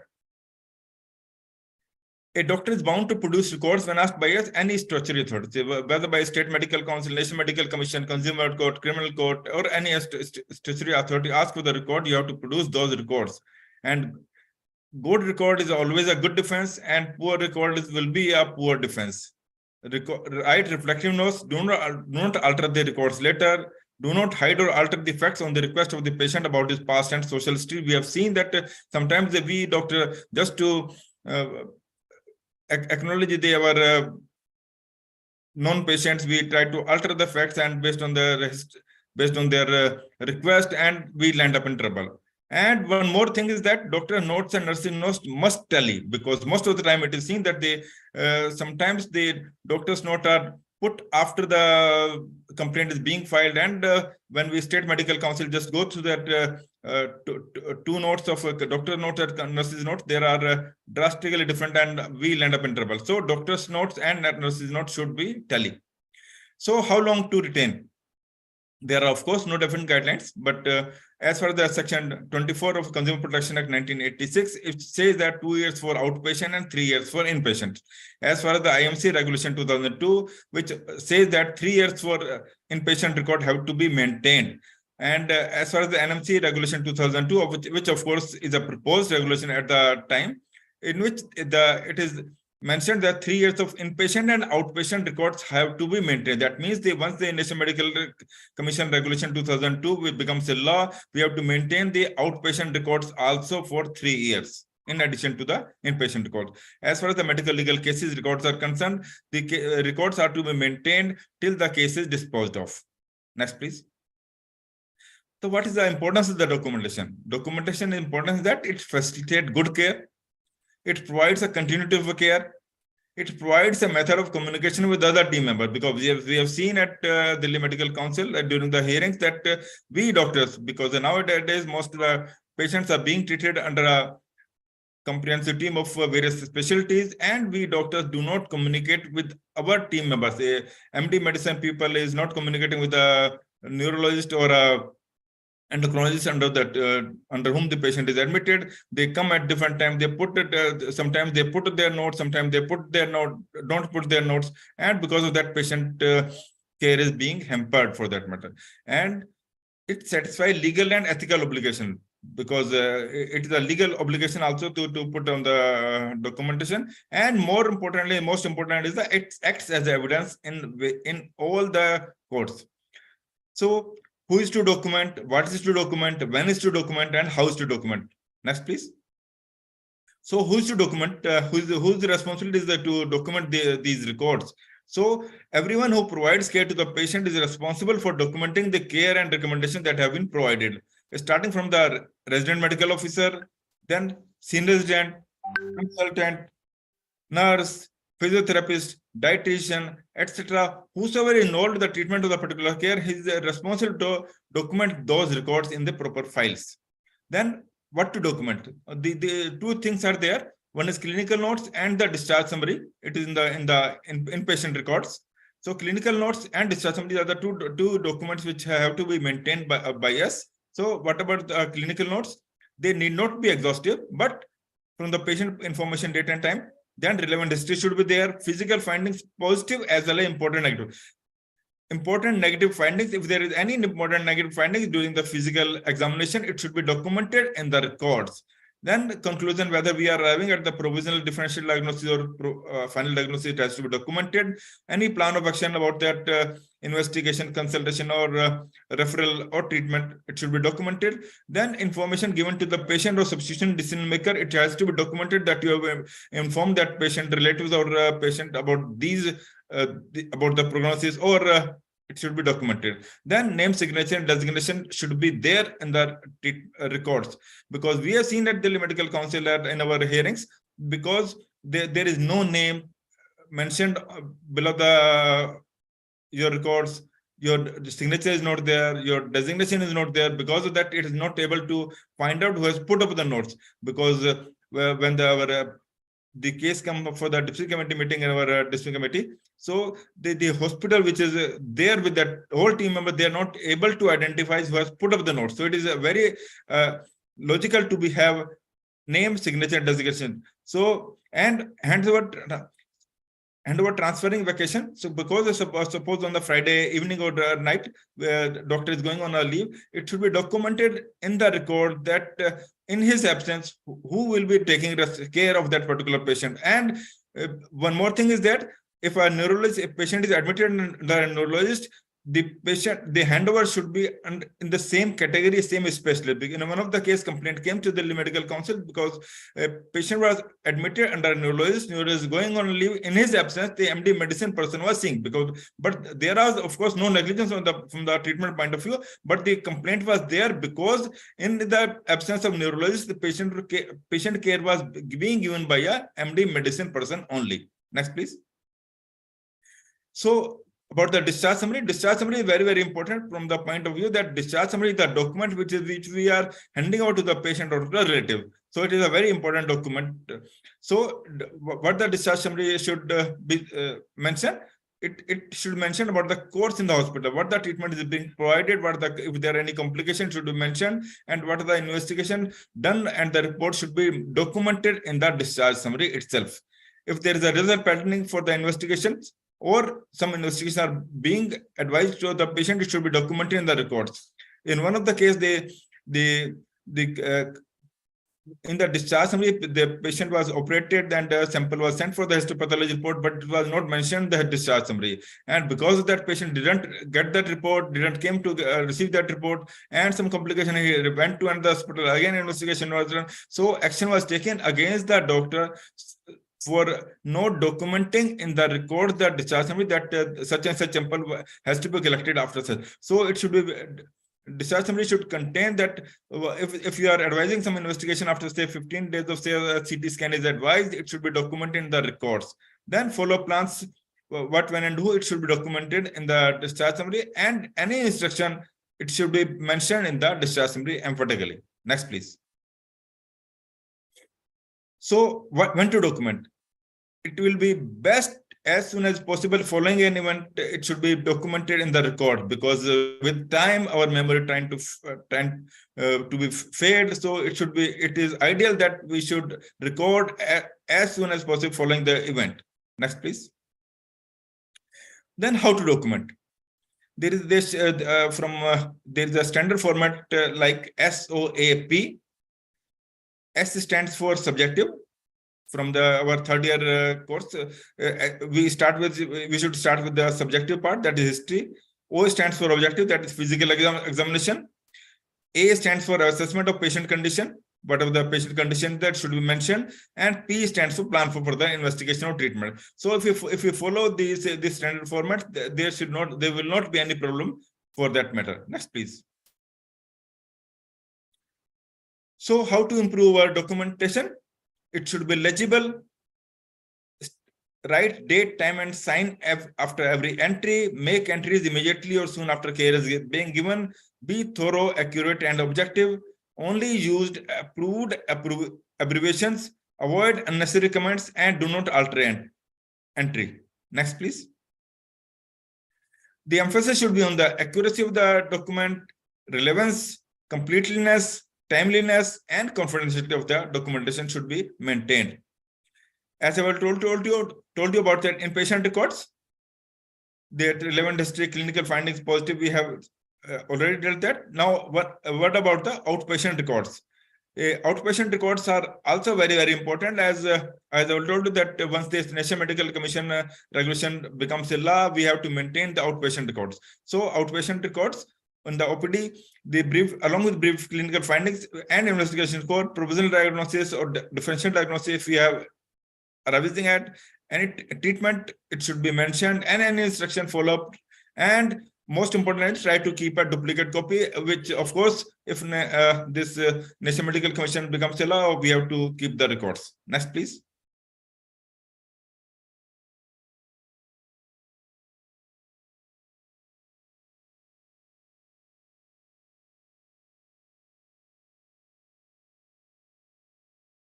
Thank you, sir.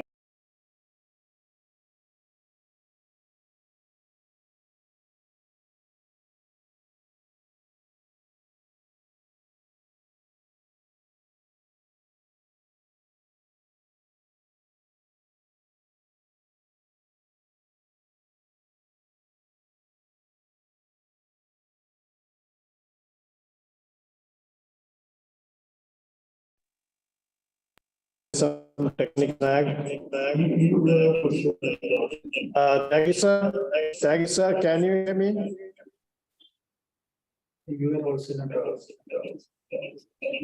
Hello? Yes, sir. Yes, sir. Please carry on, sir. Yes, sir. There is some technical problem. I think it's from the headquarters, it seems. No, sir. Dr. Girish Tyagi, sir, side. Okay, There is sir. network issue from his side. Right.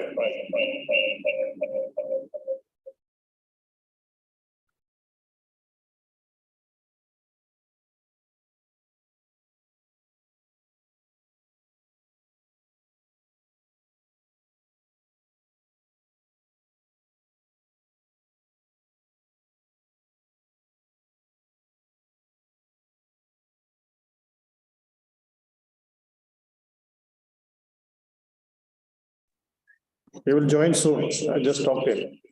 Yeah. Because sorry, sir. The suddenly the electricity has gone, and because of that, the problem arises. Yeah, carry Now on, sir. I'm connecting the phone. Carry on, sir. So this is about that problems and pitfalls with that inpatient records. Next, please. Then there's the statutory duty also. For that section 1.3.2 of the IMC regulation 2002, every physician shall maintain and medical records pertaining to his or indoor patient for a period of 3 years from the date of the commencement of treatment. Section 13A of National Medical Commission, which of course is a proposed regulation, we have to maintain the records of 3 years for inpatient and outpatients. Then section 1.3.2 of the IMC regulation says that if any request is made for the medical record, it has to be provided within 72 hours or so. Section 13B of NMC regulation of 2022, which is of course a proposed regulation, we have to there is a slight relaxation from the IMC regulation. Now we have to supply the record within five days. Initially, the IMC regulation says that we have to supply the records within 72 hours, that means 3 days. The NMC regulation says that we have to supply record within 5 days. Section 13C of NMC regulation, which of course is a proposed regulation, which is said that the records should be made available on the same date in case of medical emergencies. So that is of course a very difficult thing, because for every medical emergency, if there is medical emergency, we have to supply the record within the same day. From a Delhi Medical Council, we have written to the National Medical Commission and to the Health Ministry that it should be at the earliest. In case of medical emergency, records should be supplied at the earliest. We have asked for that. Then there is a section 1.3.3 about that registered medical certificate shall issue the medical certificate, which of course Dr. Senthil has widely covered for that nicely. Next, please. Then there's section 1.3 for 3.4 of IMC regulation 2000. Efforts should be made to computerize the medical records for quick retrieval. Section 13D of NMC regulation 2002 proposed of course it is a proposed RMP to fully digitize record within 3 years of date of publication of regulation. That is very, very important, since once this NMC regulation come into force, we have to keep the digitized record within the same period for that matter. One word about the OPD prescription, of course, format, which of course already told you about that. That patient details, date, time, relevant history, brief clinical findings, important negative findings, these should be maintained. Next, please. Now we have heard, we have talked about that pitfalls in that IPD documentation. What about that the pitfall in the OPD documentation? Non-maintenance of OPD record. This is very, very important, because we have to maintain the OPD records as NMC regulation are going to be for that 2002, which of course proposed. We have to maintain the OPD record for 3 years, and because we have received we are receiving the number of complaints against the doctor for issuing the medical certificates, and the medical certificates are issued. In the once a medical certificate is issued, we ask the concerned doctor to show us that he has seen the patient. There is no proof of showing that, because they are not maintaining the medical record books, medical certificate record book. They are not maintaining the OPD record also. So it is very difficult. So maintenance of OPD record is very, very important. Non-display of decree in the decision number, because in the IMC regulation say that we have to show the registration number at that OPD card or prescription card. And because of that, sometimes the complaint is being filed against the doctor that there is no registration number mentioned in that particular prescription part. So it is very non-display of contact number and address. Ineligible handwriting is very, very important, because that OPD prescription, with the OPD prescription, the patient is going to another consultation. If it is not legible, then of course it carries a bad image for that doctor. That not mentioning of history, clinical findings, reports, and diagnosis, because sometimes we have seen at Delhi Medical Council that patient is being, in one of the cases, patient is being referred from a government, of course, a hospital itself to a tertiary care hospitals with a diagnosis with an OPD card that patient critical referred to another hospital. In between, the patient dies. When they reach the tertiary hospital, it was declared dead. MLC was made. Then of course ultimately the patient relative filed the complaint. It came to Delhi Medical Council because on the prescription paper it was critical. How can you judge a patient critical without mentioning the pulse, blood pressure, respiratory rate, oxygen concentration, no physical findings? So we have to mention the history, clinical findings, report, diagnosis at the OPD card itself, not giving the instruction for medicine, of course. And sometimes, because that prescription should be, there should be rational prescription of the about the antibiotic or the treatment. We should be neither over investigate or under treatment for that treatment. And if the patient is being referred, it should be timely referral to the petition, and doctor's signature, name, and SMC Medical Council number should be mentioned on the OPD card. Next, please. The last slide is documentation about the do's and don'ts. What are the do's? The documentation should be legible. There should be timed entries, signed after every entry, make entries immediately, make objective comments, document oral communications, document telephone and email advice. This is very, very important, because nowadays we are getting the response on the WhatsApp or telephone or email. It should be documented in the records, in patient record. Most importantly, that if you are getting the information on the telephone or the email, it should be documented that such and such information received from such and such matter. Document informed consent. That is very, very important. Document any non-compliance. That is very, very important, because if the patient or the relatives are not complying to your instructions, it should be documented in the records. You are advising the patient for the say ventilator or ICU, and patients are not giving the compliance. It should be documented in the record that you mentioned, advise something, and they are not documenting or they are not complying to that matter. If state objection, if there is any objection, it should be mentioned and it should be filed for that matter. What are the don'ts? Don't use abbreviations. Don't make offensive, humorous, or personal comments. Don't lose talk on the telephone or the email. That is very, very important, because nowadays you are talking on the telephone, the patient or the relative might be recording your evidence, so it is very, very important. Don't use ambiguous terms. Don't delete or alter the content of the note that it looks like to be untrackable. So if we are don't alter the comments, because if you are altering the comment, if you are manipulating the record, it will come under the category of forgery. Ultimately, medical negligence you will be clear from the medical negligence point of view, but from that criminal point of view, if you are forging a document, you are liable for criminal content. Thank you very much for giving like patient hearing. And once again, sorry because the electricity for the delay. It's okay, sir. That's a wonderful and highly informative presentation, very comprehensive coverage of medical documentations. And we learned that documentation should be specific and individualized to each client, and documentation should balance being comprehensive and concise. And you told us that if it is not documented, then it was not performed. The court or reviewers do not know the services provided if there is no documentation.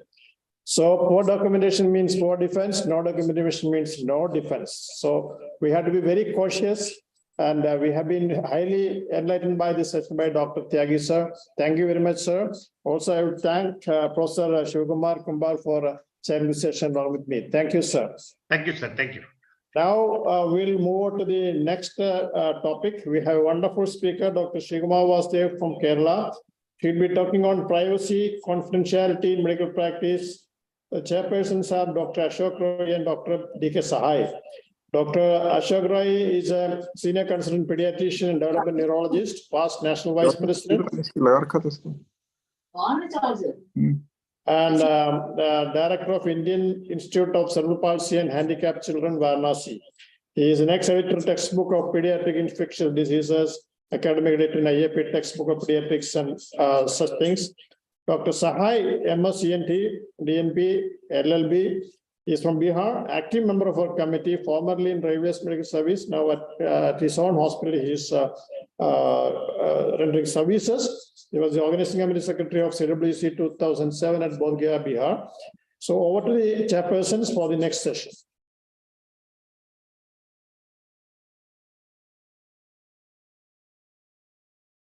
Dr. Ashok Roy and Dr. D.K. Sahai. Are you here? I think I'll. Dr. Ashok Roy, Dr. D.K. Sahai. Okay, I think I should rather introduce Shivakumar Vasudev, because he was our convener for the last few years of this National Standing Committee on Ethics. He was a past state president of IMA Kerala State. He is secretary of the International Chair of Bioethics of Calicut Government Medical College, national faculty and trainer of International Chair in Bioethics, chairman Institutional Ethics Committee of Malabar Cancer Center, Kerala, visiting faculty in advanced certificate program in medical law, clinical research and bioethics course at CUSAT, Kochi. He is the secretary of National Ethics Committee was the secretary of the National Ethics Committee for 4 years. He was the editor of Medical Ethics Redefined, prepared by National IMA, and drafted the IMA Code of Medical Ethics by National IMA. And he is a practicing ENT surgeon at Josgiri Hospital at Talasheri. So his topic is privacy and confidentiality in medical practice. Over to Shivakumar, sir, please. Thank you very much. I hope I am audible. You can hear me. Yes, sir. Thank you.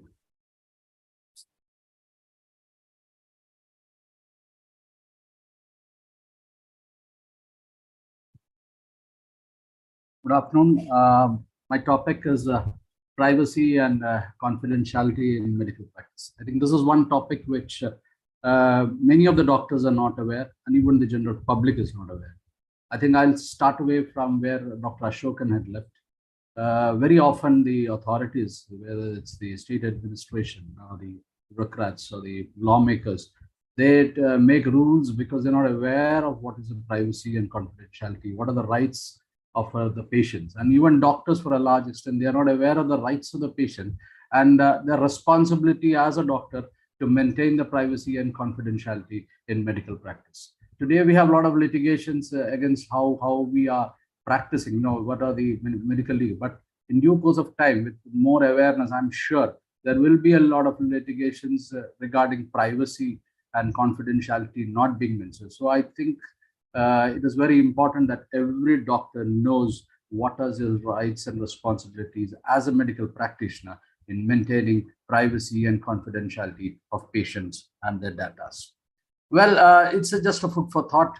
In a medical college, in a postgraduate examination of obstetric and gynec, there was a patient, a pregnant woman who was with a history of HIV infection. And as in any exam, there was a lot of discussion. The patient was illiterate. She got embarrassed because she felt very low during the exam. The way her history was being taken openly and it was being discussed by the external, the internals, and the students, she wanted a discharge against medical advice immediately. Well, what is actually privacy? Privacy is the right of an individual to hold information about themselves in secret, free from the knowledge of others. This normally refers to anything that I, as an individual, would like to keep secret or private and not have it known to others. Privacy is about an enclosed space, access to which is not public and must be under the control of an autonomous person. So, and privacy allows each person to control his or her image. This is another situation. See, it is taken out from the nursing a baby in public in an Australian magazine, health magazine, where it was a situation where the young mother needed to nurse her baby in public. There were a few men, so she felt embarrassed. She covered herself and her baby, and she started. Then she was not still confident. She covered herself entirely with her head with a blanket, and that is when men noticed her, and they were wondering, what is she doing under this blanket? So this is what should a mother do? So these are areas today we have. In the yesteryears it was not there, but today we have areas, located where in hospitals, in public places where a mother can nurse a child. This has come up because of several discussions, and I think patients have a responsibility and doctors have a responsibility of promoting this practice of giving enclosed spaces to nursing mothers. So what are the about patient privacy? It is just not a single entity. It's actually a multifaceted cluster. There are different types of privacy. Dr. Ashok had mentioned it partially. The physical privacy, it's a concept of privacy which recognizes the need for bodily privacy and environmental privacy. Physicians have a responsibility to ensure the physical privacy of the patient while examining. In case of informational privacy means it is secrecy, confidentiality, anonymity, and protection of patient data, which should come under this form of privacy. It calls for an access to personal information to be limited, and this is especially true with respect to health information, the present and the past. The decisional privacy can be understood as having control over the intimate aspects of personal identity involving cultural and religious affiliations. The expressive privacy means control over expressed thoughts and opinions and personal communications. And associational privacy involves privacy over personal relationship, family, and other intimates. So, on the other hand, what is confidentiality? Confidentiality has been defined as a principle of maintaining the security of information elicited from an individual in the privileged circumstance of professional relations. See, we come to know a lot as a doctor when we take history, when we examine, we come to know a lot of we get a lot of data, information from the patient, whether it's in the form of verbal history or while we're examining, we ask intimate questions and then find out. See, and all these information which we get either which is in the form of written form or it's a computerized and maintained, or whether it is visually or audio recorded, or even in our memory, which is it is the responsibility of every medical professional to maintain the confidentiality of these data, and it is our ethical responsibility to do it. You should understand. In confidentiality, the principle of autonomy, I think the 4 pillars of ethics is one of the most important pillars is autonomy, and so confidentiality is in the principle of autonomy is invoked, because the patient comes to him, tells him a lot of, as I already said, tells him a lot of, gives him a lot of information, and he should not reveal this information without the consent, without his or her consent of the patient. And patient should be able to tell without fear. They should be sure that there is no breach of confidentiality, because this may tell us very embarrassing, stigmatizing, or even small information which they feel may be important. So without this trusting relationship, they will not indulge in these to give us these vital information. So now the question is, what is in nutshell, what is the difference between privacy and confidence? Privacy means people, it involves people, whereas confidentiality means it involves data. And why privacy should be maintained? Because every healthcare professional, in due course of our, as I said, when when we examine a patient, we see a lot of observe exposed body parts to the patient. We ask intimate questions to them in due course of our examination. And sometimes the patient themselves feel helpless and confused, because we are in a situation where that moment of time, the doctor-patient relationship is loaded heavily in favor of the patient or in favor of the doctor. The patient feels that he has to reveal everything because he wants he wants the best of the treatment, he wants the best of care from the doctor. So he reveals everything within. He doesn't hide anything. And in our from childhood, we are told that never lie before a doctor and a lawyer. That is what is told in schools to us, and that is being practiced by people. When they come to a doctor, they reveal everything. And so it is our medical ethics which gives them, and they believe that it is enshrined in the Hippocratic Oath, and it is enshrined in our medical ethics that we will not reveal it. And it is based on this foundation of trust that that they reveal all these informations. So, however, in medicine, unavoidable intrusion is codified. For example, when we examine patient, we don't expose the entire patient's body. Only we try to expose that or whatever part is to be examined. When we touch intimate parts, we use when we do a PV or a PR, or we use gloves. Examination of private parts are done in a closed enclosure.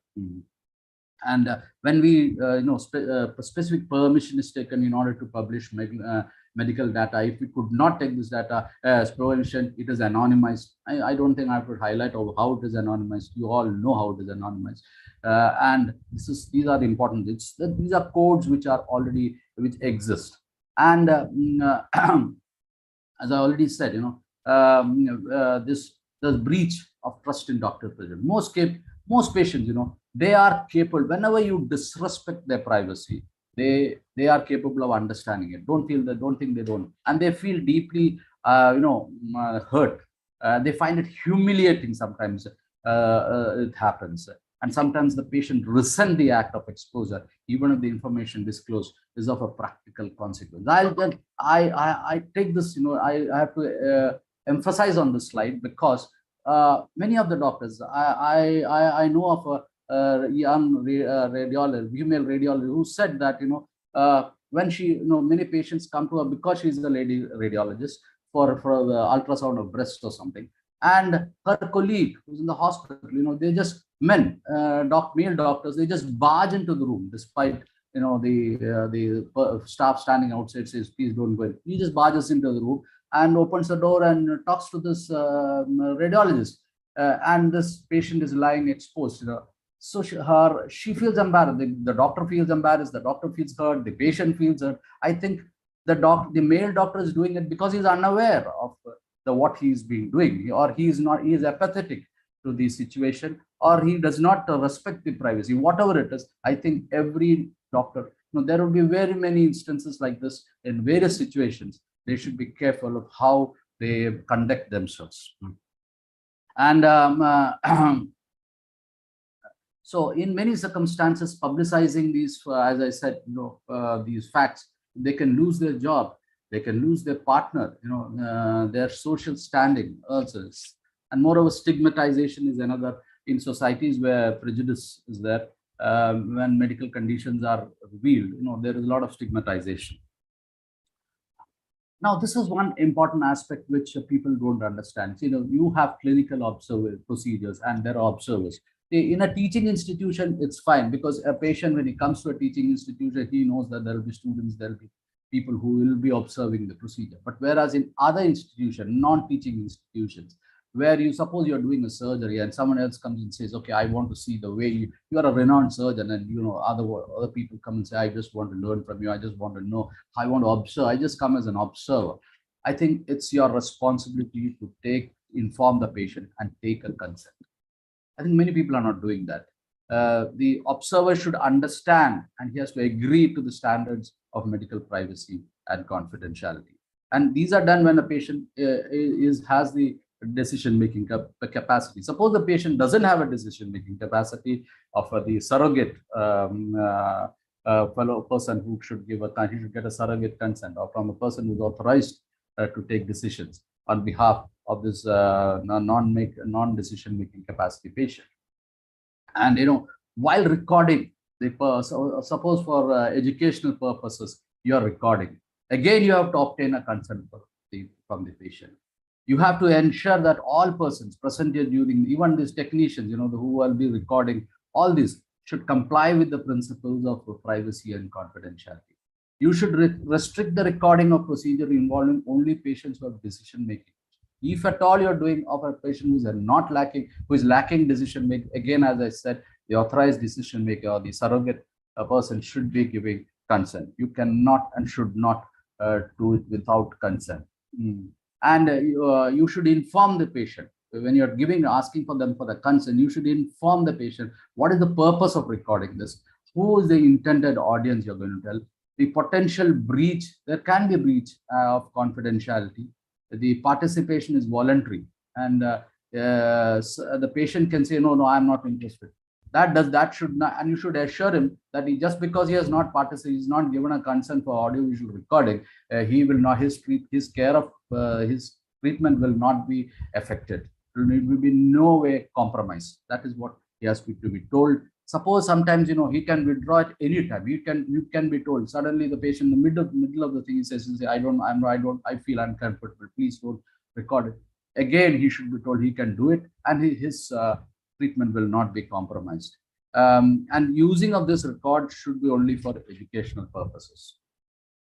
And he may have a lot of doubts. You have to clear all his doubts. You have to, as I said, you have to respect the decision of the patient to withdraw the consent, and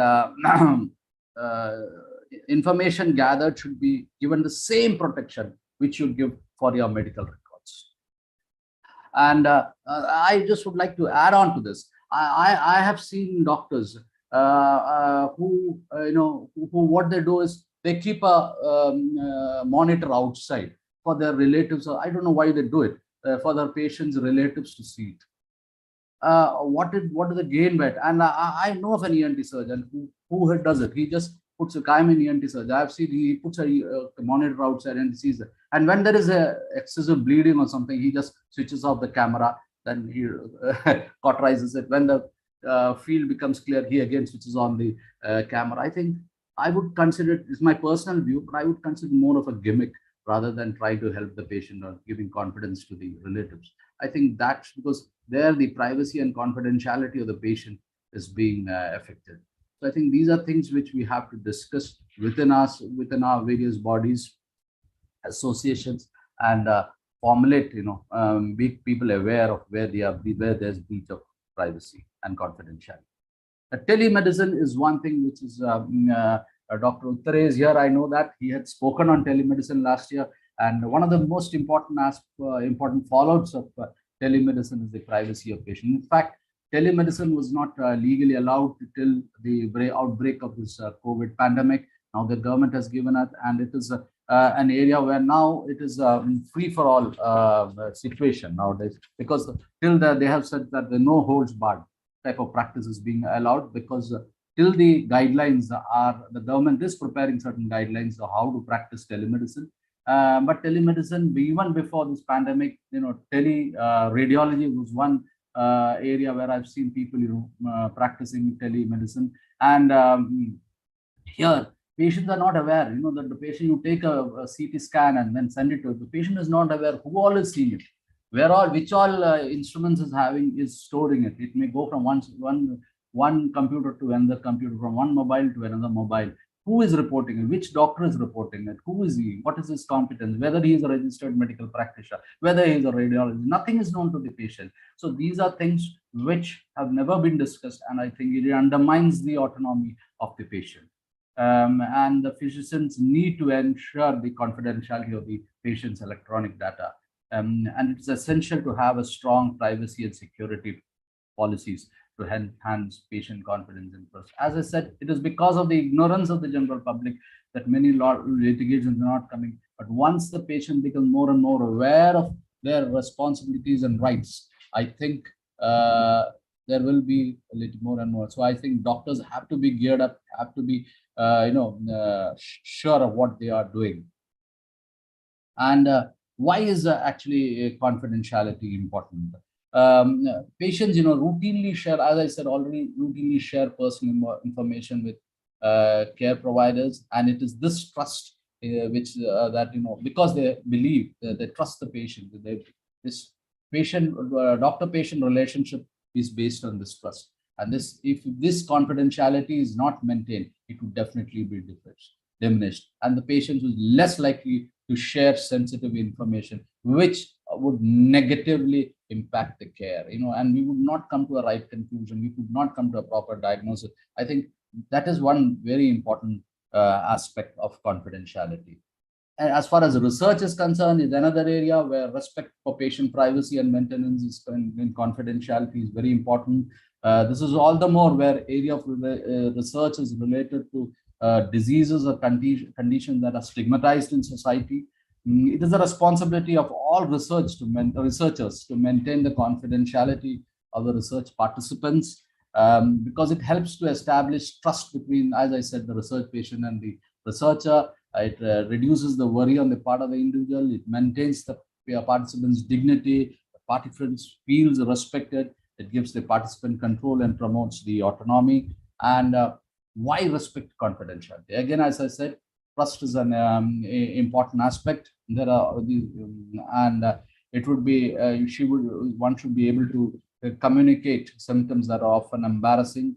Sometimes a patient may not even seek medical attention because if he feels that his information is going to leak out, he may not come to you, because has an important role. Confidentiality has an important role in professional patient relationship, because it establishes a sense of security, a freedom of action, and self-respect for patients. And patients right to confidential. That is what I said. Patients are not aware of their confidential.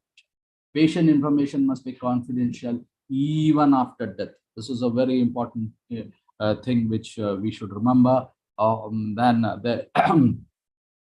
All information, whether it is the health status, medical condition, diagnosis, prognosis, treatment, should be very confidential. And you should reveal it only to certain people, not to every Tom, Dick, and Harry. Some people you just call up over the phone and ask, I am so and so, I am the counselor, I am the MLA. You can't just reveal everything. These are things which we have to handle. And we can only tell it to their identifiable relatives. And all identifiable data must be protected. The protection of this data depends upon the manner of its storage, and breaches of confidentiality may occur in healthcare institutions because many people handle it. The electronic data, which is now being propagated, which is being practiced in most healthcare institutions, a lot of people handle it. Doctors, nurses, lab technicians, staff of the record department, they gain access to these health records. So. So doctors usually reveal about the cause of death, but then they are justified in telling that. But we should give the information what is actually necessary. Don't go beyond a certain information and go extra mile to tell things. And I tell you, I am amazed. One of the doctors in Kerala, I remember a pediatrician who had he just collapsed and fell. And you will not believe the cardiologist who treated him told that 20 years back he had a similar syncopal attack and I had treated him, and then all his medical history, he had a fall and he had a fracture, he had a cholecystectomy, and then put it in the WhatsApp group of the IMA branch, and then it went on to the specialty groups, and it was spread all over. I think that is not fair. That as a doctor, you're not supposed to reveal things. That is, I would feel, is rather ignorance, and I request people not to do it. And I have seen people sitting in trains, doctors sitting in trains and or public places discussing about their patients, even telling names of people. And I think these are not allowed. These are not.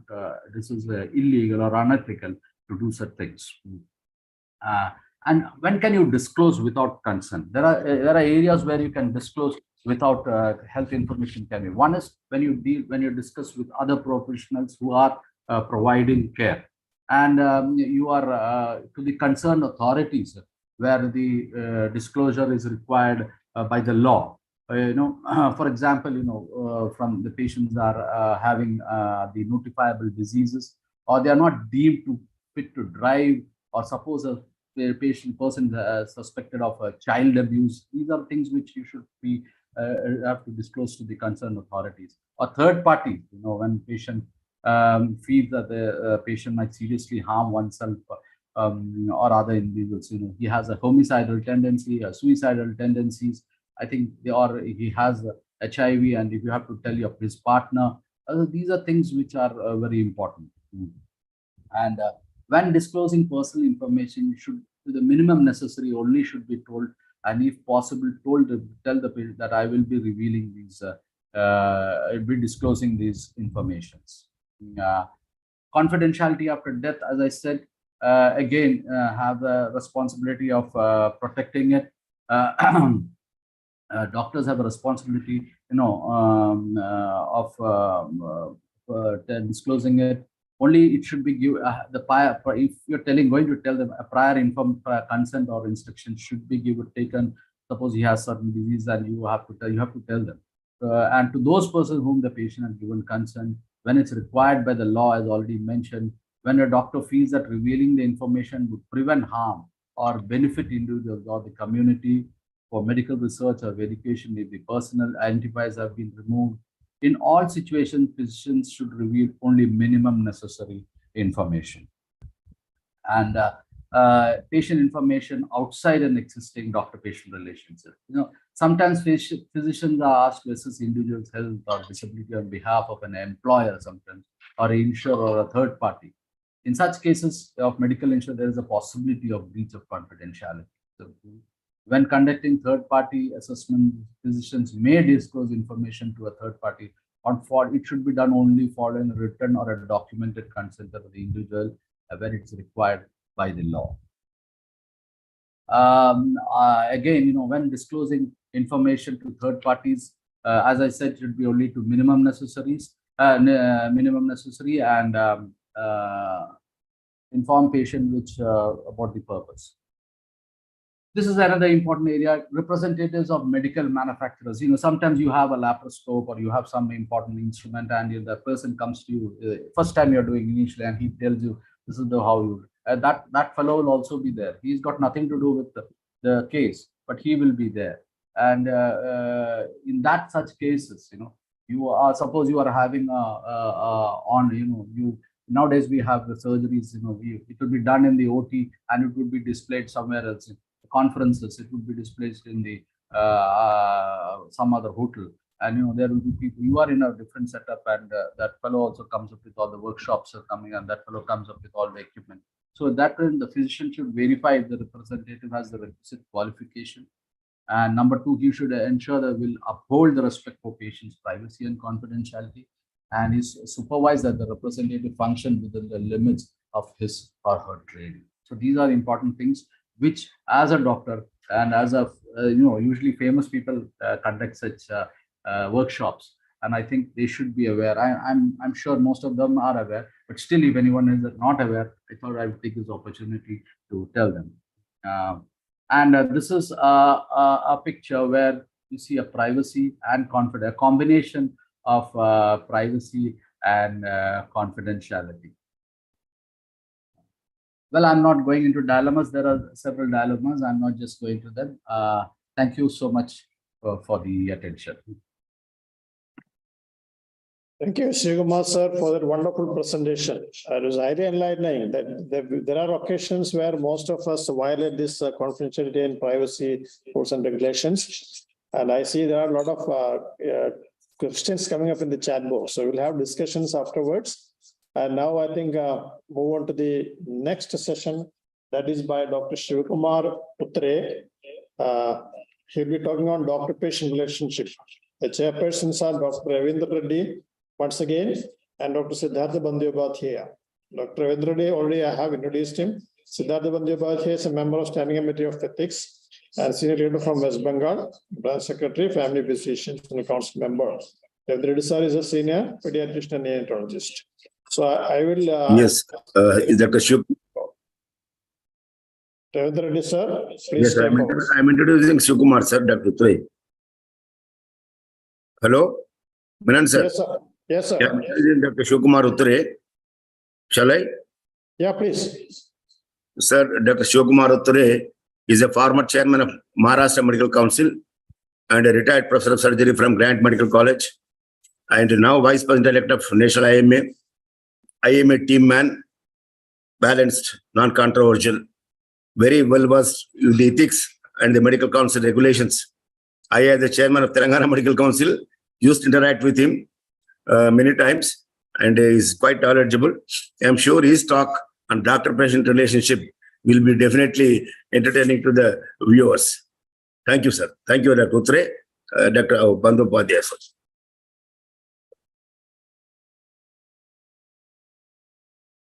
Sir is not there. You can proceed, Utre sir. Yeah. Good afternoon, everybody, and thank you, Dr. Reddy, my personal friend and colleague as far as the council is concerned. Very much thankful to Dr. Menon and Dr. Bora for inviting me to talk on this important subject. So, respected National President, Dr. Sharad Agarwal sir, HSG Dr. Anil Nayak sir, Dr. Ashokan sir, and all seniors who are there today for this talk. Can I share my screen, sir, Dr. Menon?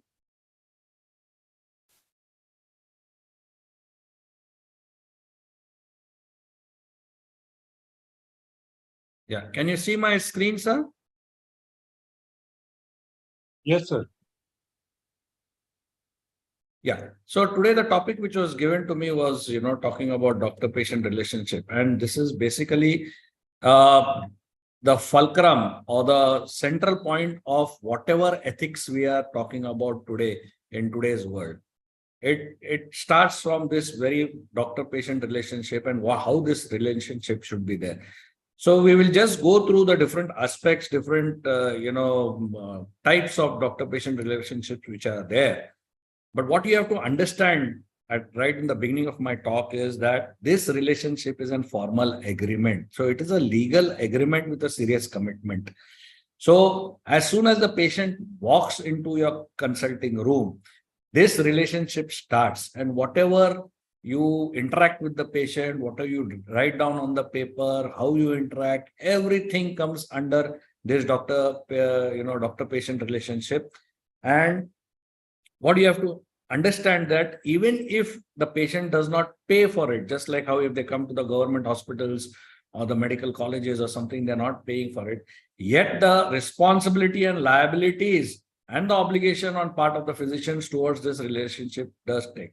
See, unlike in Consumer Protection Act, if you're not paying for a service, you don't come under that act. But under the ethics aspect, you definitely come even if the patient is not, paying for your services directly. That is what you have to understand. Another aspect you have to understand is, and this is very, very important, is that even telephonic instructions that you give can infer this relationship in the court of law. So be very careful. Don't be very casual whenever you're talking to a patient on the telephone. So let us see how this medical ecosystem itself grew over the years. In the initial aspect, if you see, it was just purely the doctor and the patient. As far as the doctor was concerned, health promotion and disease prevention was his job. Whereas the patient, it was the diagnosis therapy that he receives. And it was restricted to that long back. Then, of course, this ecosystem grew and you had different aspects like laboratories, hospitals, patients' families, clinical management, then public health coming into play as far as this relationship is concerned. Then came a time, and this is modern times that is there today. You have the patient organizations which are there, the medical councils, the law, the government bodies, the press and media, etc., which is there. So it encompasses a huge domain as far as this doctor-patient relationship is concerned. And hence, it is extremely important in your day-to-day practice. You understand what is entitled by this doctor-patient relationship. Now, why is this so unique? Why do we talk about this doctor-patient relationship? Because the trust that a patient puts in you, and that is very, very important. And, they come out with their very, very private aspects of their life in front of their doctor, and they seek this guidance from that doctor. And you do not know this patient, the patient does not know you, yet he tells you the most intimate things about his health, and to the extent that they disrobe in front of you, where it is not done in front of any other profession. So that is the sanctity of the medical profession, and that is why you have to be extremely careful whenever you are dealing with a patient in all these circumstances. So there are different types of doctor-patient relationship.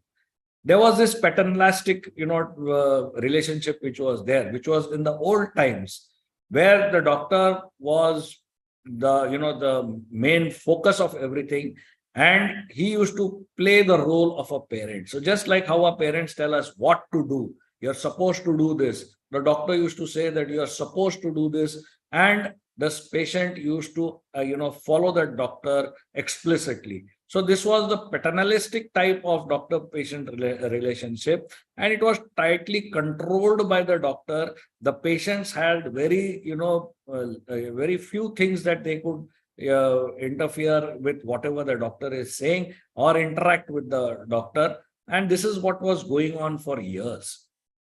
Now, slowly what has happened is this has changed into what we call today as the mutuality.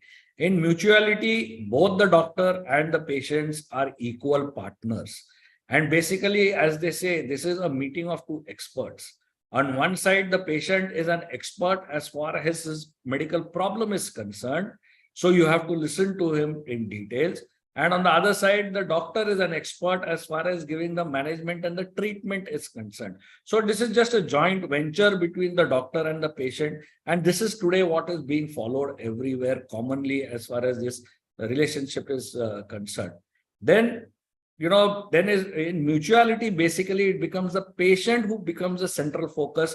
And unlike how we saw in, the paternalistic aspect of the doctor-patient relationship. So it is less authoritarian. That means you cannot say you are supposed to do this. You are supposed to explain to the patient the do's, don'ts, and everything, and then why it is, advantageous for the patient to follow whatever treatment or whatever management you are giving. So it is patient-centric as compared to what it was in the paternalistic. Then you have this consumerist, and this is what is, slowly creeping up everywhere, where the patient feels that I am paying for the services of this doctor. So therefore, I have to be an absolute active role I have to have, and the doctor should have a passive role. And I have a right to ask questions, may be relevant, irrelevant. And this has especially become bad after what we call as a Google doctor. They go online, and then before they come to the doctor, they try to find out what is wrong with them. And that's when you have to even not only, examine and treat the patient for his problems, but also solve his problems, which he has got from the Google doctor. So, and the fourth type is the default type, where both the doctors and the patient both have got passive role as far as treatment.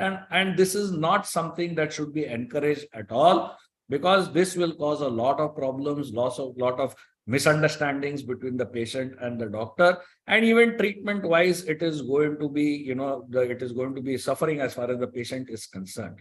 So these are the four types that you see. And if you see in these four types in a graphical form, you find that when the physician control is low in the default and the consumerism type of, the relationship that I spoke about just now.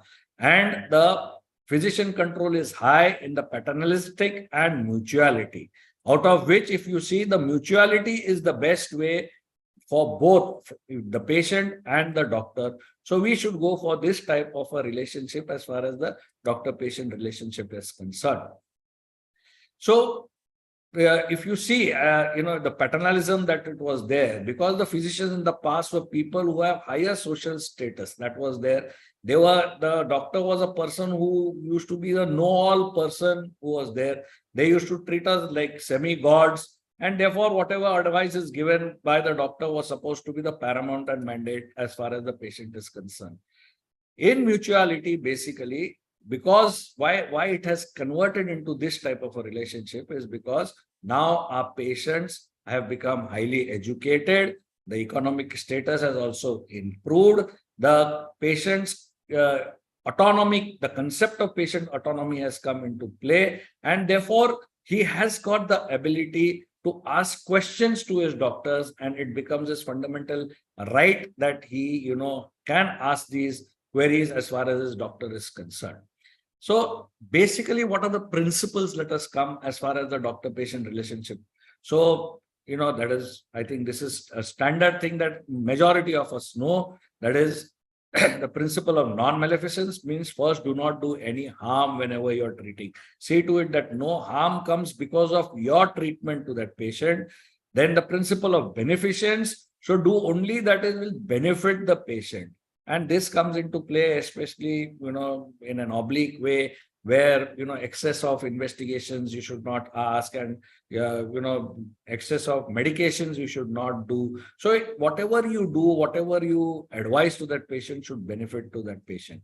Principle of autonomy and principle of confidentiality. I think excellent talk just now given by Dr. Sri Kumar sir on both these aspects. So the patient has got a right to the information, and he has got a right of self-determination. That means you may suggest the treatment, but to take the treatment or not is in today's era, it is the right of the patient. So you cannot force your treatment on any patient. Suppose you feel that if he does not follow this treatment, there is going to be some harm to that patient. You put it down on the paper that I have suggested this treatment, but the patient is not willing to take the treatment, but you cannot force the treatment on this patient. Then, of course, you have to be fully honest, disclose everything which is there to the patient. And this comes into play, especially when, as they say, medicine is not mathematics. 1 + 1 can never be 2. There could be different ways of treating these patients. So you have to give the choice to the patient what type of treatment he wants to have. Principles of confidentiality in details he has already spoken. And then the last principle is the social responsibility and justice. That means there should not be any discrimination as far as this age, sex, religion, race, position, or rank is concerned. So let us see some of the common things that, this doctor-patient relationship that becomes a problem. And that one of the commonest problems that is created as far as, a doctor's practice is concerned, where invariably you find yourself in front of the medical councils or the CPA, is a proper consent is not taken. You have to understand what is consent. Consent are basically 3 types: implied, expressed, and informed consent. In implied consent, basically it means when the patient walks into your clinic, it is implied that the patient wants you to examine him. The patient wants you to treat him. But if you are going to do any procedure on the patient, may it be therapeutic or diagnostic, then an express consent has to be taken. And today in India, majority of us are following this express consent.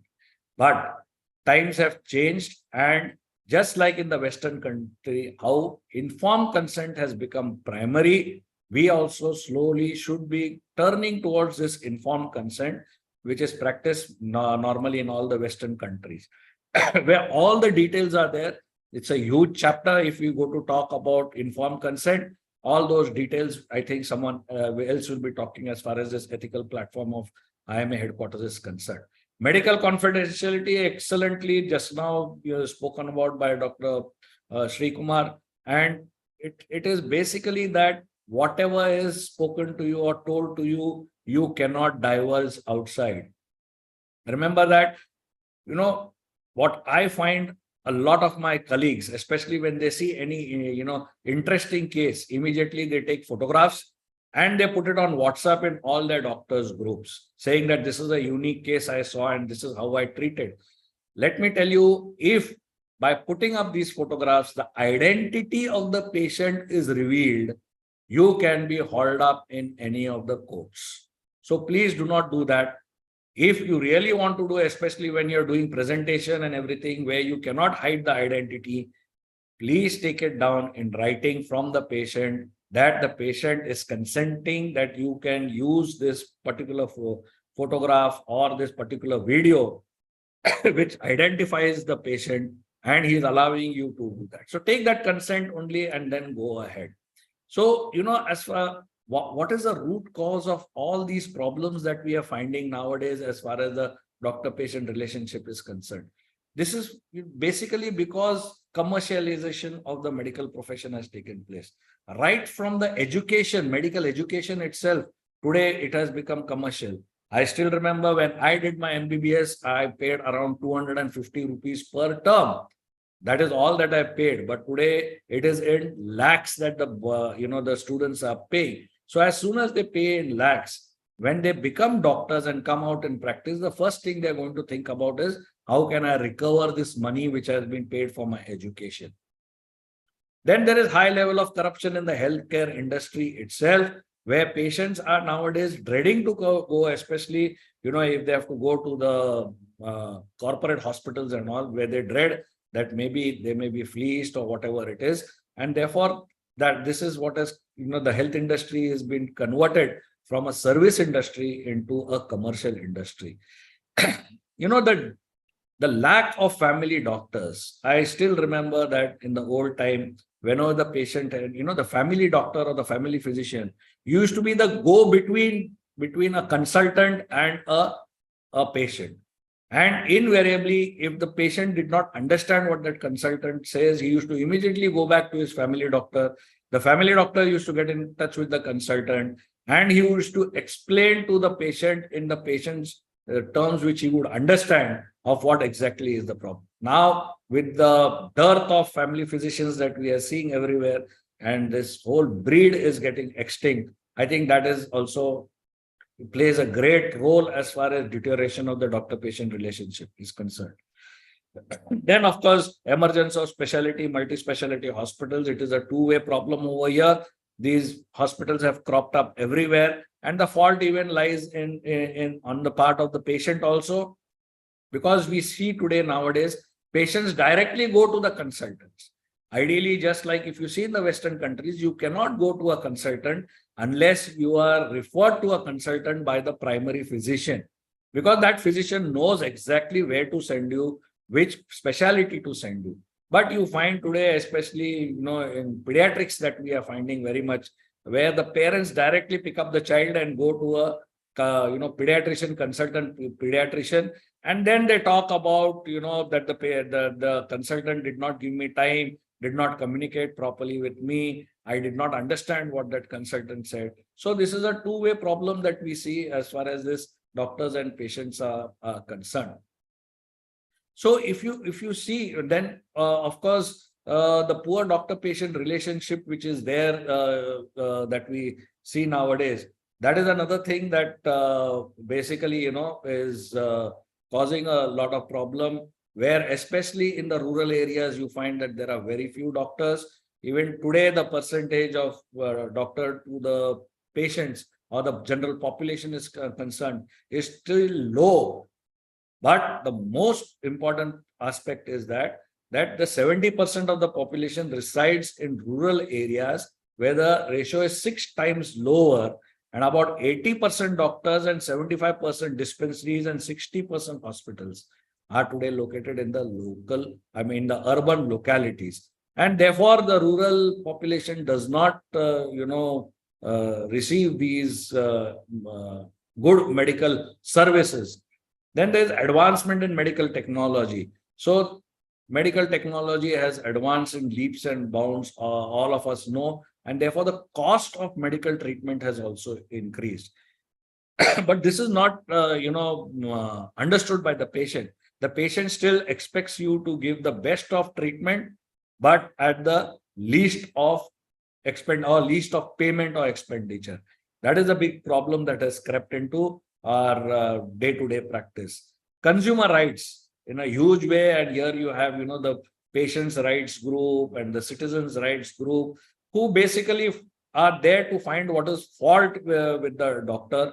And the CPA has, again, as I said, converted the service sector that our profession was into a commercial sector, because we have come under the Consumer Protection Act.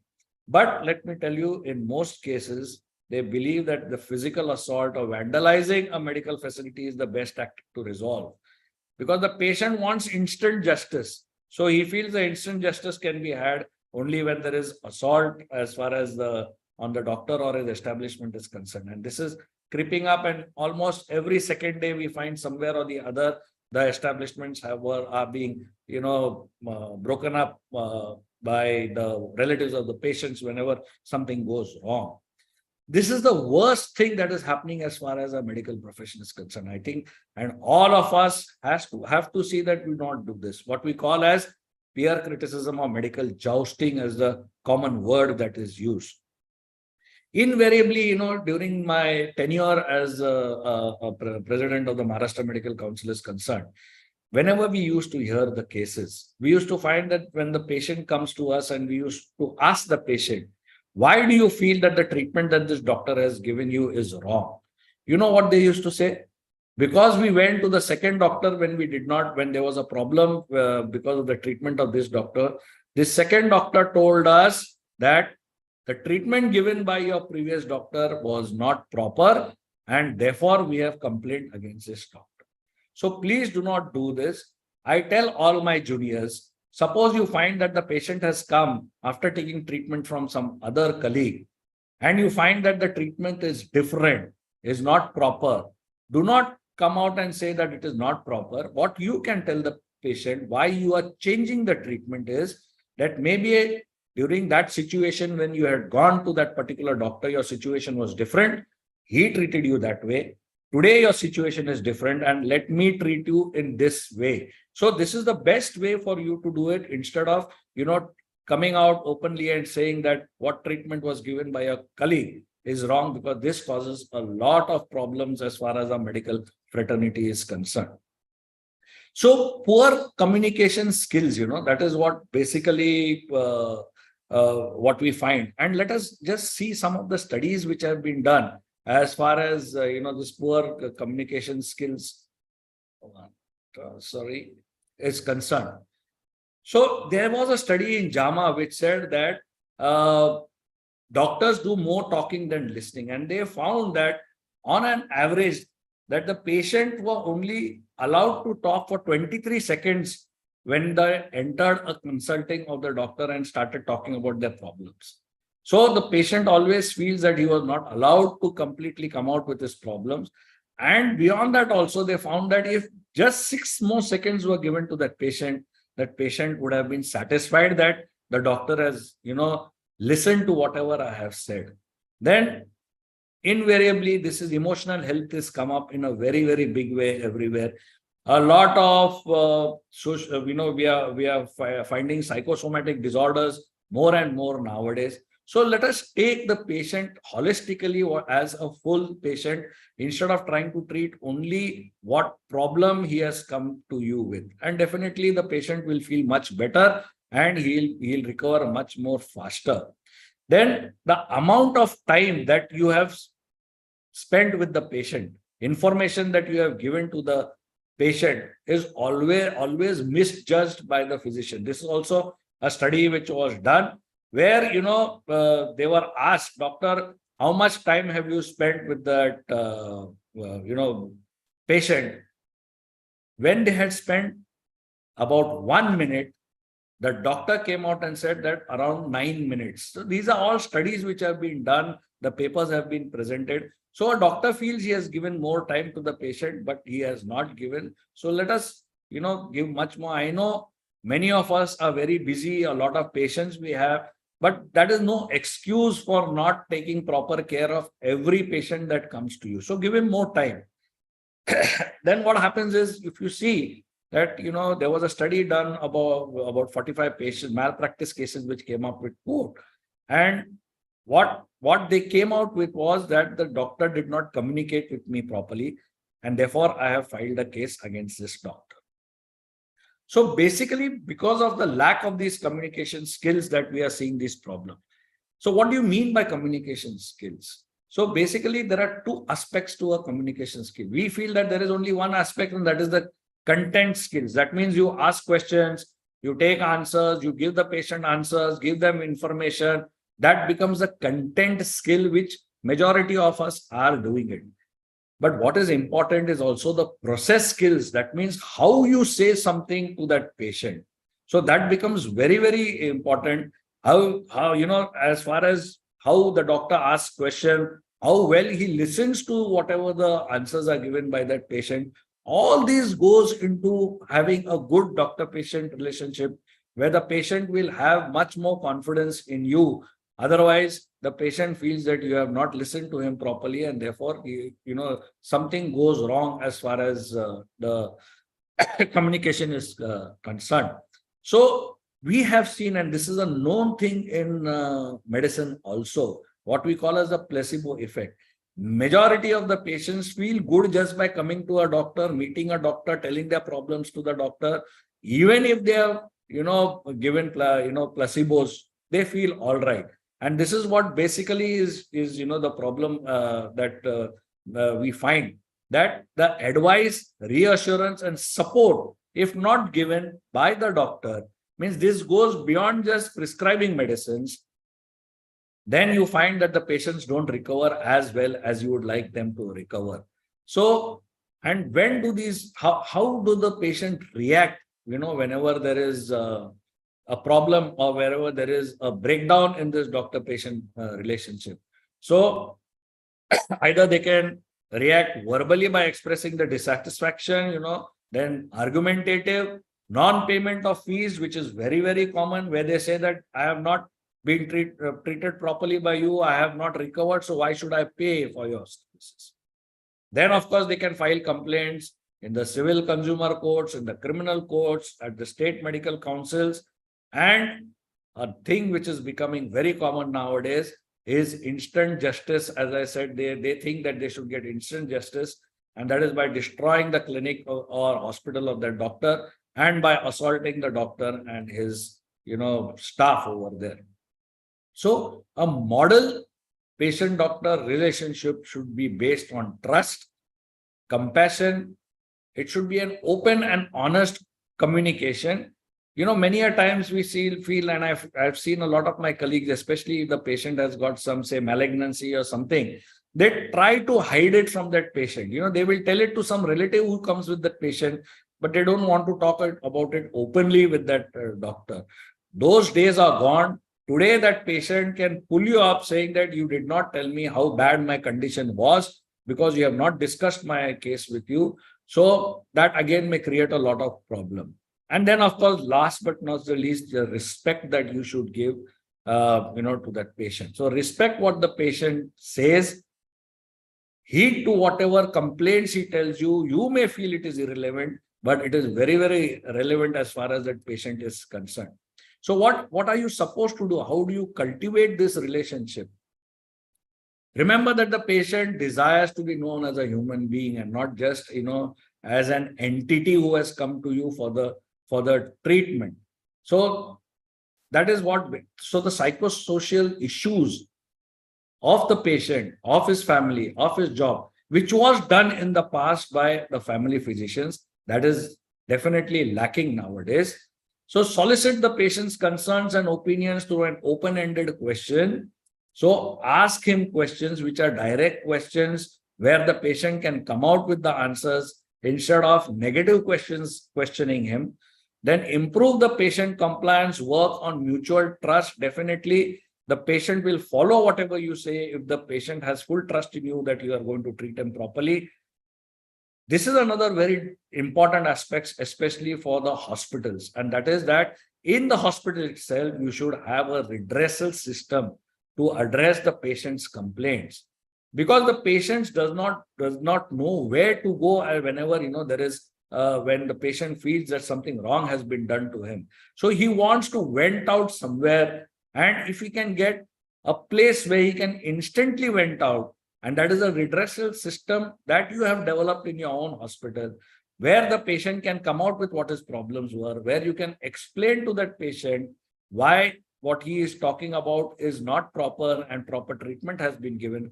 It will go a long way in reducing this dissatisfaction amongst patients. Then respect the patients, as I said, as an expert.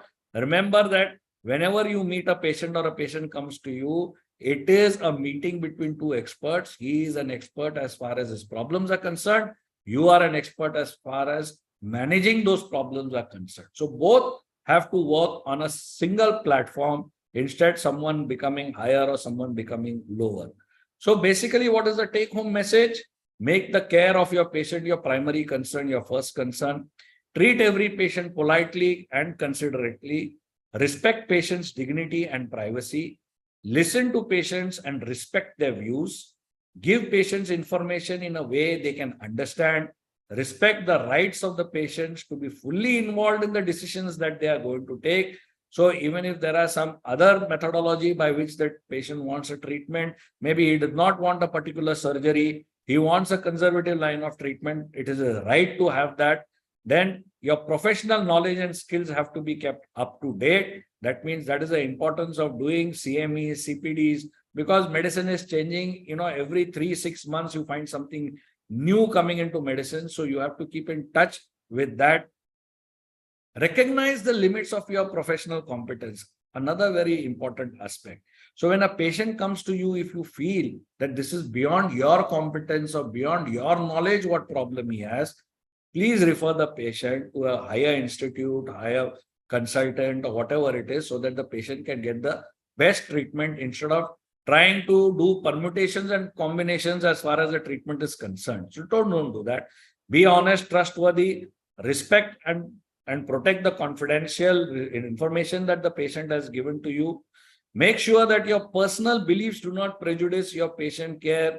Act quickly to protect patients from risk. If you have good reason to believe that you or your colleague may not be fit to practice, this is there in our code of ethics also. If you feel that your colleague is not fit to practice medicine, it is written in the code of ethics that you can complain to the council also and stop the patient doing harm. To stop the doctor from doing harm to the patient. Avoid abusing your position as a doctor. So maybe this is part and parcel of that old paternalistic type of relationship between doctor and patient was concerned, and work with colleagues in a way that best serves the patient's interest. So basically the doctor-patient relationship is at the core of your medical practice of healthcare today. It is essential for the delivery of high quality healthcare in the diagnosis and treatment of any disease. This relationship itself becomes a part of the therapeutic process. The patient, we have found, definitely he improves faster and better if that trust is there between the patient and the doctor. And many issues may complicate or negatively affect this relationship if it is not taken properly into consideration. So if physicians take a little more time, and this is what I'm finding very, very commonly nowadays, where if you give a little more time to the patient, reassuring him the old-fashioned way it used to be done by the family physicians of the past, it will go a long way in restoring the deteriorating doctor-patient relationship that we are seeing in today's time. So thank you very much. You should always remember what George Bernard Shaw said, that we have not lost faith, but we have transferred it from God to the medical profession. And that is why it is extremely important of how you treat the patient, how your relationships are there with the patient, because today the patient is giving his life in your hands. So thank you very much, Dr. Menon, for having invited me to talk over here. Thank you. Thank you, sir. Ravindra Reddy sir can conclude. Yeah. Excellent presentation, Dr. Utture. I would say doctor-patient relation is at most importance because patients in India are most of them are uneducated with low-income group. They don't understand the disease and the complication sequences also. He totally trusts the doctor. He thinks doctor is my God.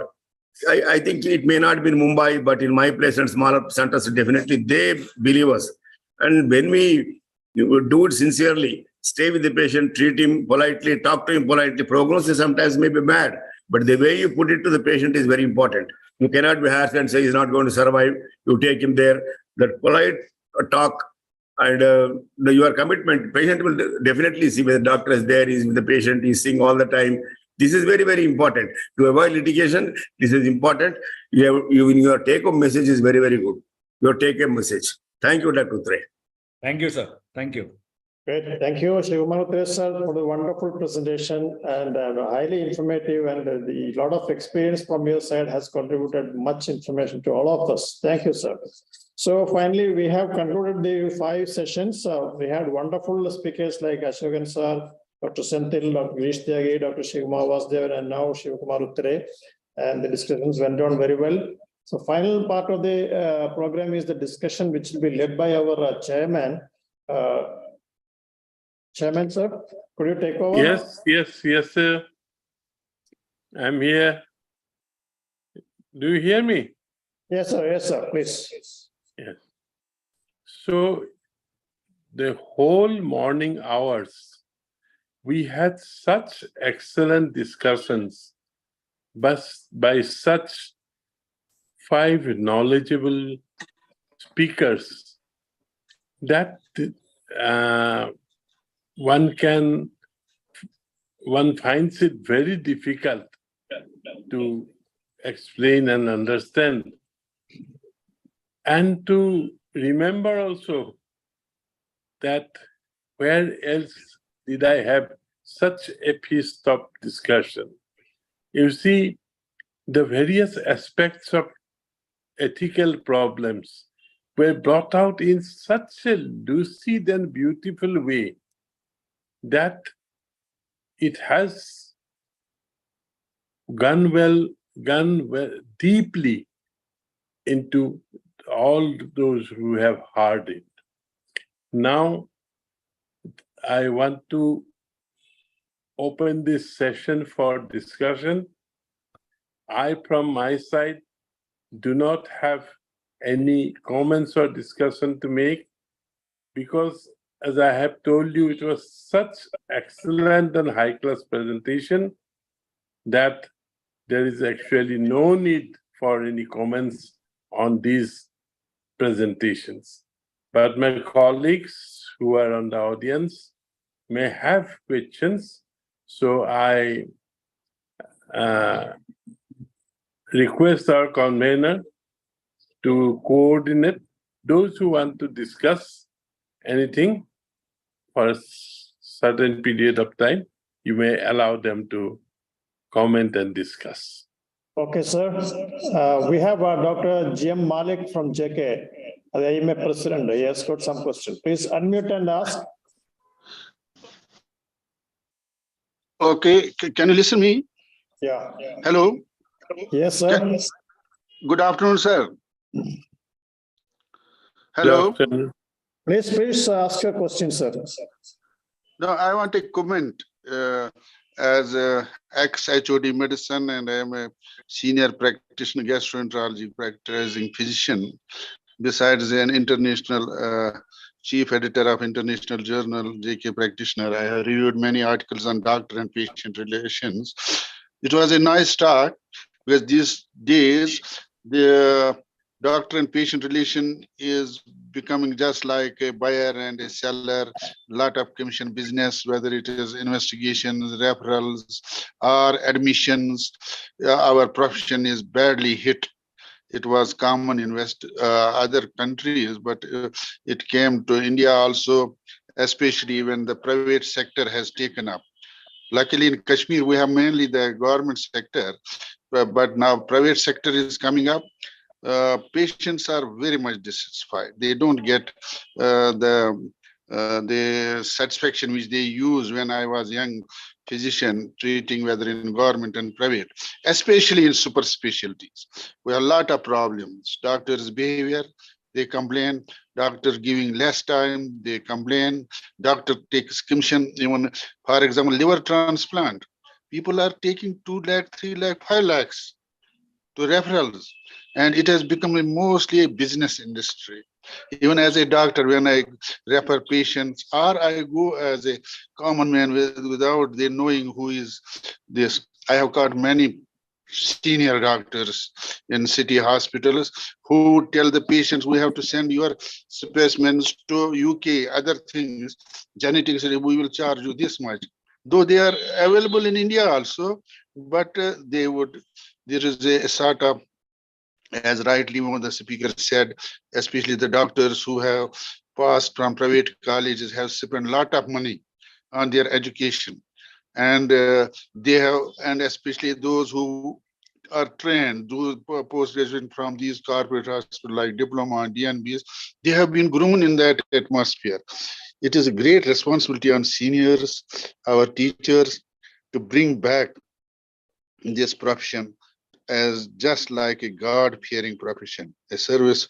Okay, take it honestly, you charge, but not unnecessarily. You see the prescriptions, 10 dozens of these are things.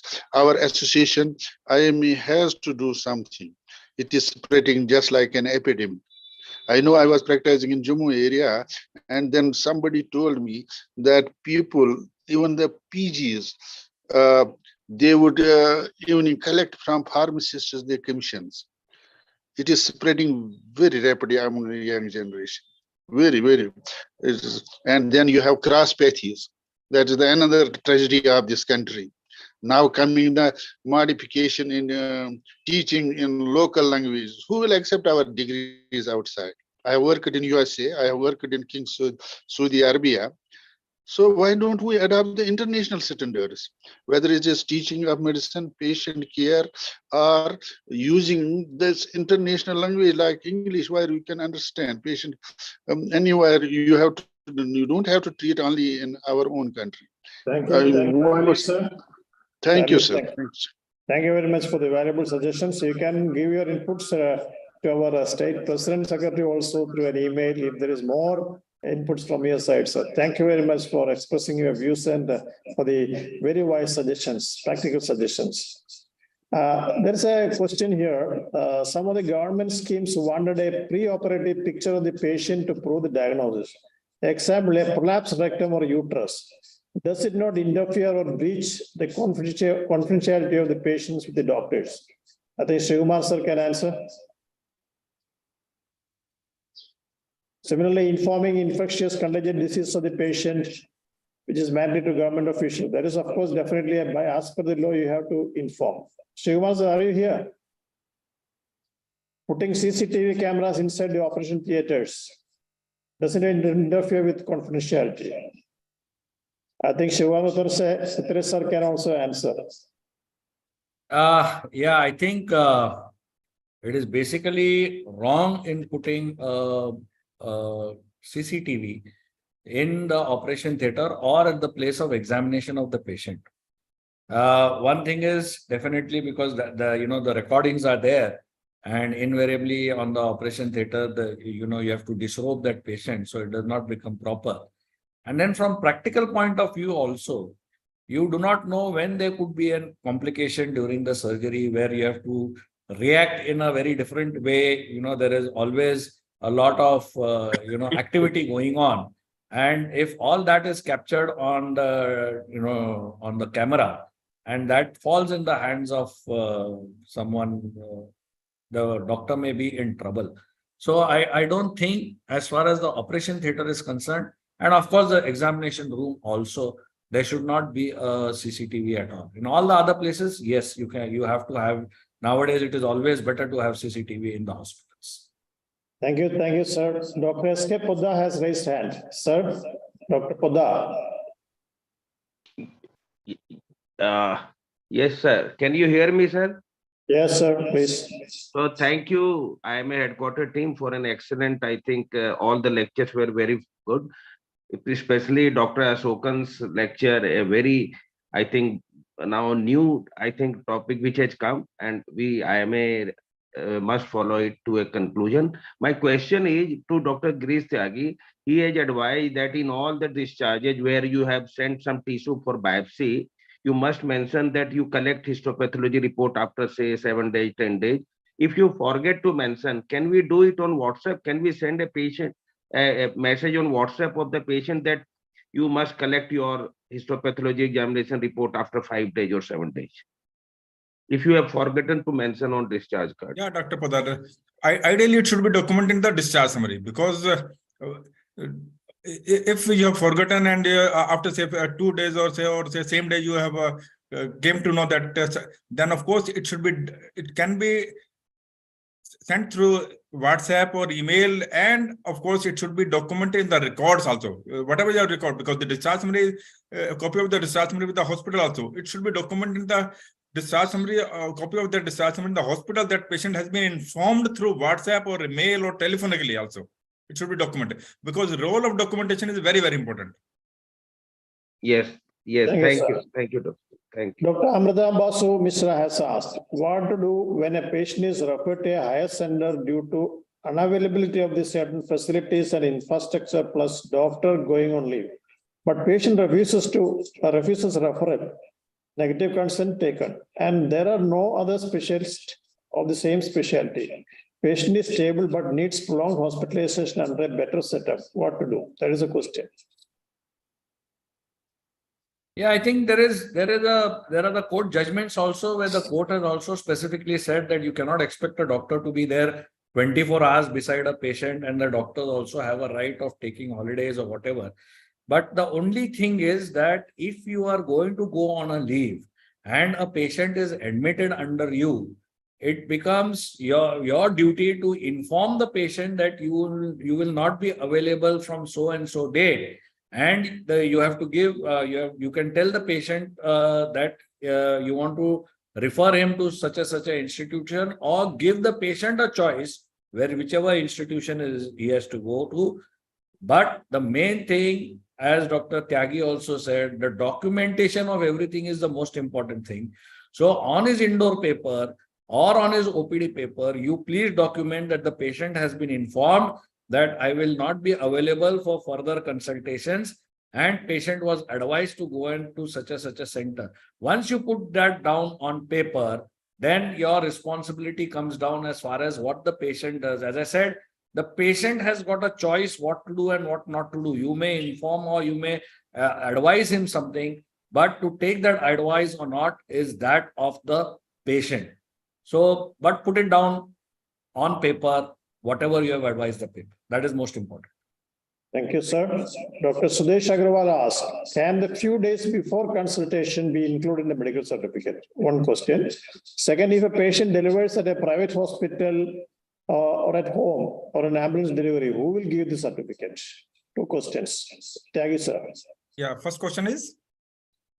Can the few days before consultation be included in the certificate? No. Just ignore that. If you have medical certificate should be issued on the date of the examination, you are giving the examination to the patient, or when the patient is being examined. Don't give the few days before from the history of point of view that patient was suffering from fever for few days less. It should be detrimental to you. You can land up in trouble if you are issuing such kind of certificates. Exactly. No predated, post-dated certificates. And regarding the delivery in a private hospital, at home, ambulance delivery, who will give certificate? No. If you are not if you are not conducted a delivery, if you are delivery conducted at home, let that there is a certain procedures for that. but you should not take responsibility of because once complication occur or anything occur, you can be part of that. So if you are a part of the treatment procedure, then you document that in your file or in records. Note that on the patient history, that or issuing a death certificate, as Dr. Senthil told about that, death certificate. Issuing a death certificate, if you are not party to that, don't issue such kind of certificates. Thank you, sir. Very clear. I think we had cleared all the questions in the chat box, and we had replied to those raised the hands. And I should say, as the convener, we are happy that we had good topics and excellent speakers. Most of the delegates are still in their seats because these discussions were very captivating on the ethical terms. I thank everyone, and I over to the chairman to conclude the session. Thank you very much. And I must thank all the speakers and pay my respects to them. First, for joining this particular session as speaker and delivering a very excellent talk on their chosen subjects. I'm sure that these talks have vastly enriched all those who have heard it. I must pay my regards to the national president, the president-elect, the past president, the HCG, and the finance committee member who have been instrumental in encouraging us to hold these programs. We plan, myself and Dr. Menon, to hold these programs at least once a month, and it will be only with the active help and cooperation of you all that we will be able to do it. And lastly, thank you all for spending the whole day practically in this particular session. And I have a feeling that such kind of sessions, online and sometimes even recorded, we must try to introduce amongst the postgraduates and our various medical colleges, which will be of great benefit to the student community. With these words, again, thanking you all, let us conclude today's session. Thank you. Just one word, sir, just one word. There were questions about the availability of YouTube links. It will definitely be available at the national site. You can get it. It will be uploaded there. Okay. So once again, thank you all.